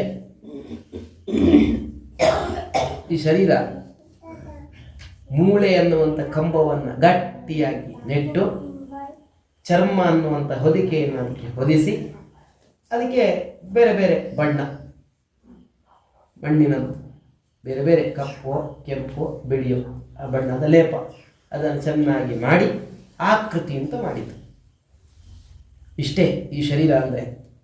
ಅದರೊಳಗೆ ಎಲ್ಲ ಒಳ್ಳೆಯ ವಸ್ತು ಉಂಟೋ, ದುರ್ಗಂಧೋಪೇತವಾಗಿರ್ತಕ್ಕಂಥ ವಸ್ತುಗಳು ಇರುವಂಥದ್ದು ಒಳಗೆ. ಅದಕ್ಕೆ ಮತ್ತೆ ಸುಗಂಧವನ್ನು ನಾವು ಎಲ್ಲ ಹಾಕ್ಕೊಡೋದು. ಓ ಅಂತ ನನ್ನ ದೇಹ ಅಂತ ಹೇಳ್ಕೊಂಡು ಅಭಿಮಾನ, ನನ್ನ ದೇಹ, ನನ್ನ ಬಣ್ಣ ಅನ್ನುವಂಥ ಅಭಿಮಾನ, ನನ್ನ ರೂಪ ಅನ್ನುವಂಥ ಅಭಿಮಾನ, ಎಂಥದ್ದು ಇರ್ತದೆಲ್ಲ ಗಂಟೆಗಟ್ಟಲೆ ಅದಕ್ಕೆಲ್ಲ ಅಲಂಕಾರ ಅದು ಇದು ಅಂತ ಹೇಳ್ಕೊಂಡು ದೇಹ ಇಷ್ಟೇ ಏನಿದ್ರೂ ಕೂಡ ಎಲ್ಲರ ಎಷ್ಟೋ ಒಳ್ಳೆಯ ದೇಹ ಇದ್ದರೂ ಕೂಡ ಒಳಗೆ ದುರ್ಗಂಧವೇ. ಏನಿದ್ರೂ ಹೊರಗಿನದ್ದು ಬಣ್ಣ, ಒಳಗೆ ದುರ್ಗಂಧವೇ ಇರುವಂಥದ್ದು. ಹಾಗಾಗಿ ಮುಪ್ಪು ಮತ್ತು ಶೋಕ ಎಂಥವರಿಗೂ ಇದೆ, ಎಂತಹ ದೇಹವುಳ್ಳವರಿಗೂ ಕೂಡ ಇದೆ. ರೋಗಗಳಿಗೆ ಆಶ್ರಯ ಎಲ್ಲರ ದೇಹದಲ್ಲೂ ರೋಗ ಇದೆ. ಎಲ್ಲರೂ ಕೂಡ ರೋಗಕ್ಕೆ ಆಶ್ರಯ. ತೃಪ್ತಿ ಇಲ್ಲ ಎಲ್ಲರಿಗೂ ಕೂಡ, ಎಷ್ಟು ತಿಂದರೂ ಕೂಡ ತೃಪ್ತಿ ಇಲ್ಲ, ಹಾಗೆ ಹೀಗೆ ಅಂತ ಹೇಳಿಕೊಂಡು. ಹಾಗಾಗಿ ಈ ಶರೀರವನ್ನು ಹಾಗೆ ಬಿಟ್ಟರೆ ಕೊಳೆತು ಹೋಗುತ್ತೆ, ಅಗ್ನಿಯಲ್ಲಿ ಹಾಕಿದರೆ ಭಸ್ಮದ ರೂಪದಲ್ಲಿ ಮಾರ್ಪಾಡಾಗುತ್ತೆ. ಪ್ರಾಣಿಗಳು ತಿಂದರೆ ಇದೇ ನಮ್ಮ ದೇಹ ಆ ಪ್ರಾಣಿಗಳ ಮಲದ ರೂಪದಲ್ಲಿ ಹೊರಕ್ಕೆ ಬರುವಂಥದ್ದು ಇತ್ಯಾದಿಗಳೆಲ್ಲ ಆಗ್ತದೆ. ಇಂತಹ ದೇಹ ಯತ್ ಪ್ರಾತಃ ಸಂಸ್ಕೃತಂ ಭೋಜ್ಯಂ ಸಾಯಂ ತಚ್ಚ ವಿನಶ್ಯತಿ ತದನ್ನ ರಸ ಸಂಪುಷ್ಟೆ ಕಾಯೇ ಕಾ ನಾಮ ನಿತ್ಯತ. ಬೆಳಗ್ಗೆ ಮಾಡಿದ ಅಡುಗೆ ಸಂಜೆಗಾಗುವಾಗ ಹಳಸಿ ಹೋಗುತ್ತೆ ಅಂತಂದರೆ ಅದೇ ಅನ್ನದ ರಸವನ್ನು ತಿಂದು ಬೆಳೆದ ದೇಹ ಇದು ಹೇಗೆ ನಿತ್ಯ ಆಗಲಿಕ್ಕೆ ಸಾಧ್ಯ? ಒಂದಲ್ಲ ಒಂದು ದಿವಸ ಹೋಗುವಂಥದ್ದೇ ಇದು. ಹಾಗಾದರೆ ಇಂತಹ ದೇಹದ ಮೂಲಕ ಏನನ್ನಾದರೂ ಸಾಧಿಸಬೇಕು. ಸಪ್ತಾಹ ಶ್ರವಣ ದೊಡ್ಡ ಸಾಧನ. ಜಡಸ್ಯ ಶುಷ್ಕ ವಂಶಸ್ಯ ಯತ್ರ ಗ್ರಂಥಿ ವಿಭೇದನಂ ಚಿತ್ರಂ ಕಿಮು ತದ ಚಿತ್ತಗ್ರಂಥಿ ಭೇದ ಕಥಾಶ್ರಯಾತ್. ಕಥೆಯನ್ನು ಕೇಳ್ತಾ ಇದ್ರೆ ನಮ್ಮ ಮನಸ್ಸು, ಆ ಮನಸ್ಸಿಗೆ ಹಾಕಿಕೊಂಡಿದ್ದ ಗಂಟು ಅದೆಲ್ಲ ಬಿಚ್ಚಿ ಹೋಗ್ತದೆ ಅಂತ ಹೇಳಲಿಕ್ಕೆ ಏನು ಆಶ್ಚರ್ಯವೋ? ಜಡವಾಗಿರ್ತಕ್ಕಂಥ ಬಿದುರೆ ಸೀಳೆ ಹೋಗಿದೆ ಅಂತಂದಾಗ, ಹಾಗಾಗಿ ಭಿದ್ಯತೆ ಹೃದಯ ಗ್ರಂಥಿ ಚಿದ್ಯಂತೆ ಸರ್ವ ಸಂಶಯ. ಭಗವದ್ ದರ್ಶನ ಆಯಿತು ಅಂತಂದರೆ ಎಲ್ಲ ಪ್ರಶ್ನೆಗಳಿಗೂ ಉತ್ತರ ಅಂತೆ, ಎಲ್ಲವೂ ಕೂಡ ನಮಗೆ ವಿಶೇಷವಾಗಿ ಆಗ್ತದೆ. ಹಾಗಾಗಿ ಸಪ್ತಾಹ ಅನ್ನುವಂಥದ್ದು ಅತ್ಯಂತ ಉತ್ಕೃಷ್ಟ, ಅತ್ಯಂತ ಶ್ರೇಷ್ಠ ಭಾಗವತ ಅನ್ನುವಂಥದ್ದು ಏನುಂಟೋ ಅದು ಅಂತ ಇಷ್ಟನ್ನು ಆ ಪ್ರೇತದ ಸನ್ನಿಧಾನದಲ್ಲಿ ವಿಶೇಷವಾಗಿ ಗೋಕರ್ಣೆಲ್ಲ ಹೇಳ್ತಾ ಇರುವ ಹಾಗೆಯೇ ಅಲ್ಲೊಂದು ವಿಮಾನ ಬಂತು. ವಿಷ್ಣು ದೂತರು ಹರಿದಾಸರು ವಿಶೇಷವಾಗಿ ಆ ದುಂದುಕಾರಿಯ ಪ್ರೇತವನ್ನು ಉದ್ಧಾರ ಮಾಡಿಕೊಂಡು ಹೋದರು ಅನ್ನುವಂಥದ್ದನ್ನು ನಿರೂಪಣೆ ಮಾಡ್ತದೆ. ಹಾಗಾಗಿ ಅಧಿಕಾರ ಭಗವತ್ ಕಥೆಯನ್ನು ಕೇಳಲಿಕ್ಕೆ ವಿಷ್ಣು ಭಕ್ತರಿಗಂತೆ, ವಿಶೇಷವಾಗಿ ವಿಷ್ಣು ಭಕ್ತರು ಭಾಗವತ ಇತ್ಯಾದಿಗಳನ್ನೆಲ್ಲವನ್ನು ಕೂಡ ಕೇಳಬೇಕಂತೆ. ಪ್ರಹ್ಲಾದ ಸ್ಥಾಲಧಾರಿ ಭಾಗವತವನ್ನು ಹೇಳುವಾಗ ಪ್ರಹ್ಲಾದ ತಾಳವನ್ನು ಹಿಡಿದುಕೊಂಡು ಅಲ್ಲಿ ಸನ್ನಿಹಿತನಾಗಿರ್ತಾನಂತೆ. ತರಲಗತಿತಯ ಉದ್ಧವ ಕಾಂಸ್ಯಧಾರಿ, ಕಂಚಿನ ದೊಡ್ಡ ಒಂದು ತಾಳದವನ್ನು ಹಿಡ್ಕೊಂಡು ಉದ್ಧವ ನಿಂತಿರ್ತಾನಂತೆ. ವೀಣಾಧಾರಿ ಸುರರ್ಷಿ, ವೀಣೆಯನ್ನು ಹಿಡಿದುಕೊಂಡು ನಾರದರಿರ್ತಾರಂತೆ ಭಾಗವತ ಶ್ರವಣ ಆಗುವ ಅಲ್ಲಿ. ಕಾರ್ತವೀರ್ಯ ಅರ್ಜುನ ರಾಗಕರ್ತರಾಗಿ ಇರ್ತಾರಂತೆ ಅಲ್ಲಿ. ಈ ಇಂದ್ರೋವಾದೀನ್ ಮೃದಂಗಂ, ಇಂದ್ರ ಮೃದಂಗವನ್ನು ವಾದಿಸ್ತಾನಂತೆ. ಜಯ ಜಯ ಸುಕರಾಹ ಕೀರ್ತನೆ ತೇ ಕುಮಾರಾಹ, ಜಯ ಜಯ ಜಯ ಜಯ ಅಂತ ಹೇಳಿಕೊಂಡು 4 ಮಂದಿ ಸನಕಾದಿಗಳು ಜಯಕಾರವನ್ನು ಹಾಕ್ತಾ ಇರ್ತಾರಂತೆ. ಭಾಗವತರು ಹೇಳುವಾಗ ಎಲ್ಲರದ್ದು ಕೂಡ ಸಾನ್ನಿಧ್ಯ ಅನ್ನುವಂಥದ್ದು ಏನುಂಟೋ ಅದಿರ್ತದಂತೆ. ಎಲ್ಲದಕ್ಕಿಂತಲೂ ಕೂಡ ಉತ್ಕೃಷ್ಟವಾಗಿರ್ತಕ್ಕಂಥದ್ದು ಭಾಗವತದ ಶ್ರವಣದಿಂದ ಎಲ್ಲವೂ ಕೂಡ ವಿಶೇಷವಾಗಿ ಪರಿಹಾರ ಅನ್ನುವಂಥದ್ದು ಏನುಂಟೋ ಅದಾಗ್ತದೆ. ವಿಷ್ಣು ಭಕ್ತರ ಎದುರಿಗೆ ಭಾಗವತವನ್ನು ಹೇಳುವಂಥದ್ದು ಭಾಗ್ಯ, ಭಾಗವತ ಶ್ರವಣ ಅನ್ನುವಂಥದ್ದು ಏನುಂಟೋ ಅದು ಭಾಗ್ಯ. ಪ್ರತ್ಯಕ್ಷರಂ ಭವೇತ್ತಸ್ಯ ಕಪಿಲ ದಾನಜಂ ಫಲಂ ಅಂತ. ಗೋವನ್ನು ಸಾಕುವುದು ತುಂಬ ಕಷ್ಟ. ಗೋದಾನ ಕೊಡ್ತೇನೆಂದರೆ ಬಂಗಾರದ್ದು ಬೆಳ್ಳಿದ್ದು ಅಂತ ಕೇಳ್ತೇವೆ ನಾವು. ಗೋಮಯ ಹಾಕುವ ಗೋವು ಅಂತಂದರೆ ಹಿಂದೆ ಮುಂದೆ ನೋಡ್ತೇವೆ, ಸುಲಭ ಇಲ್ಲ. ಗೋವನ್ನು ಸಾಕುವಂಥದ್ದು ಹೊರಗೆ ಕಟ್ಟಬೇಕು, ಒಳಗೆ ಕಟ್ಟಬೇಕು, ಗೋಮಯ ತೆಗಿಬೇಕು. ಕಪಿಲ ಗೋವು ಉಂಟಲ್ಲ, ಕಪಿಲ ವರ್ಣದ್ದು ಒಂದು ಗೋವಿದ್ರೆ 108 ಗೋವುಗಳನ್ನು ಕಟ್ಟಿದ ಫಲ ಅಂತೆ. 108 ಗೋವುಗಳನ್ನು ಕಟ್ಟಿದ ಫಲ ಅಂತೆ ಕಪಿಲ ಗೋ. ನೋಡಿ, ಅವಕಾಶ ಇದ್ದವರು ಕಟ್ಟ, ಚಿಕ್ಕ ಜಾಗ ಸಾಕು, ಅದೇ ಹಿಂದೆ ಎಲ್ಲಿ ಬೇಕಾದ್ರೂ ಕಟ್ಕೊಳ್ಬೋದು. ಆಗುದಿಲ್ವೋ? ಹಾಗಾದರೆ ಭಾಗವತ ಒಂದು ಶ್ಲೋಕ ಅದು ಭಾಗವತವನ್ನು ಈ ಫಲ ಸಿಗ್ತದೆ ಅನ್ನುವ ನಂಬಿಕೆಯಲ್ಲಿ ಹೇಳಿದರೆ ಪ್ರತ್ಯಕ್ಷರಂ ಭವೇತ್ತಸ್ಯ ಕಪಿಲ ದಾನಜಂ ಫಲಂ. ಕಪಿಲ ವರ್ಣದ ಗೋದಾನವನ್ನು ಮಾಡಿದ ಫಲ ಶ್ರದ್ಧೆಯಿಂದ ಭಕ್ತಿಯಿಂದ ಭಾಗವತದ ಒಂದೊಂದು ಶ್ಲೋಕವನ್ನು ಪಠಿಸಿದಾಗ ಸಿಗ್ತದಂತೆ. ಆ ನಂಬಿಕೆಯಿಂದ ನಾವು ಹೇಳಿದರೆ ನಮಗೆ ಸಿಗ್ತದೆ ನಿತ್ಯ ಪಠಿಸಿದರೆ. ಶ್ಲೋಕಾರ್ಧಂ ಶ್ಲೋಕಪಾದಂ, ಅರ್ಧ ಶ್ಲೋಕವೋ ಶ್ಲೋಕದ ಪಾದವೋ ಭಾಗವತದ್ದು ನಿತ್ಯ ನಾವು ಪಠನ ಮಾಡ್ತಾ ಇದ್ರೆ ಅಥವಾ ಕೇಳಿದರೆ, ಶ್ಲೋಕವನ್ನು ಕೇಳಿದರೆ ಆಗ ಎಷ್ಟು ಗೋಸಹಸ್ರ ಫಲಂ ಲಭೇತ್, 1000 ಗೋದಾನದ ಫಲ. ಅದಕ್ಕಾಗಿ ಒಂದು ಗೋವನ್ನು ಕಟ್ಟುವಂಥದ್ದು ಬಹಳ ಕಷ್ಟ. ಕಟ್ಟಬೇಕು, ನೋಡ್ಕೊಳ್ಬೇಕು, ಅದಕ್ಕೆ ಹುಲ್ಲು ಬಂತು ಅಂತ ನೋಡಬೇಕು, ಅದನ್ನು ಹಾಕಬೇಕು. ಎಲ್ಲಿಗಾದರೂ ಊರಿಗೆ ಹೋಗುವುದಾದರೆ ವಾರಗಟ್ಟಲೆ ಎಲ್ಲ ಹೋಗುವ ಹಾಗಿಲ್ಲ, ಅಲ್ಲೇ ಇರಬೇಕು, ಏನೋ ನಿಧಾನಕ್ಕೆ ಹೋಗಬೇಕು, ಎಲ್ಲ ಇದೆ, ತುಂಬಷ್ಟು ಕಿರಿಕಿರಿ ಇದೆ ಅದರದ್ದು. ಅಷ್ಟು ಫಲವನ್ನು ಅದಿಲ್ಲದೆ ನಾವು ಪಡ್ಕೊಳ್ಬೇಕು ಅಂತ ಇದ್ದರೆ ಭಾಗವತ ಇಟ್ಕೊಂಡ್ರೆ ಅಂತಹ ಫಲ ಅದು ವಿಶೇಷವಾಗಿ ಸಿಗ್ತದೆ. ಭಕ್ತಿಯಿಂದ ಪುರಾಣ ಪಠನ ಅನ್ನುವಂಥದ್ದೇನು ಅದನ್ನು ಮಾಡಿದರೆ ವಿಷ್ಣು ಭಕ್ತರ ಆವಾಸ ಅಲ್ಲಿರ್ತದಂತೆ ವಿಶೇಷವಾಗಿ. ಆದ್ದರಿಂದ ಶ್ರೀಮದ್ ಭಾಗವತ ಅತ್ಯಂತ ಉತ್ಕೃಷ್ಟ, ಅತ್ಯಂತ ಶ್ರೇಷ್ಠ. ಇಂತಹ ಭಾಗವತವನ್ನು 3 ದಿವಸಗಳ ಕಾಲ ಇಲ್ಲಿ ವಿಶೇಷವಾಗಿ ಗುರುಗಳ ಎದುರಿಗೆ ವಾಕ್ಶುದ್ಧಿಗೋಸ್ಕರ ಅನುವಾದವನ್ನು ಮಾಡ್ತಕ್ಕಂಥ ಒಂದು ಭಾಗ್ಯ ನಮಗೆ ಸಿಕ್ಕಿದೆ. ಇದರಿಂದ ಭಗವಂತ ಪ್ರೀತನಾಗಿ ನಾಳೆ ದಿವಸ ನಾರಾಯಣ ಬ್ರಹ್ಮದ ಬಗ್ಗೆ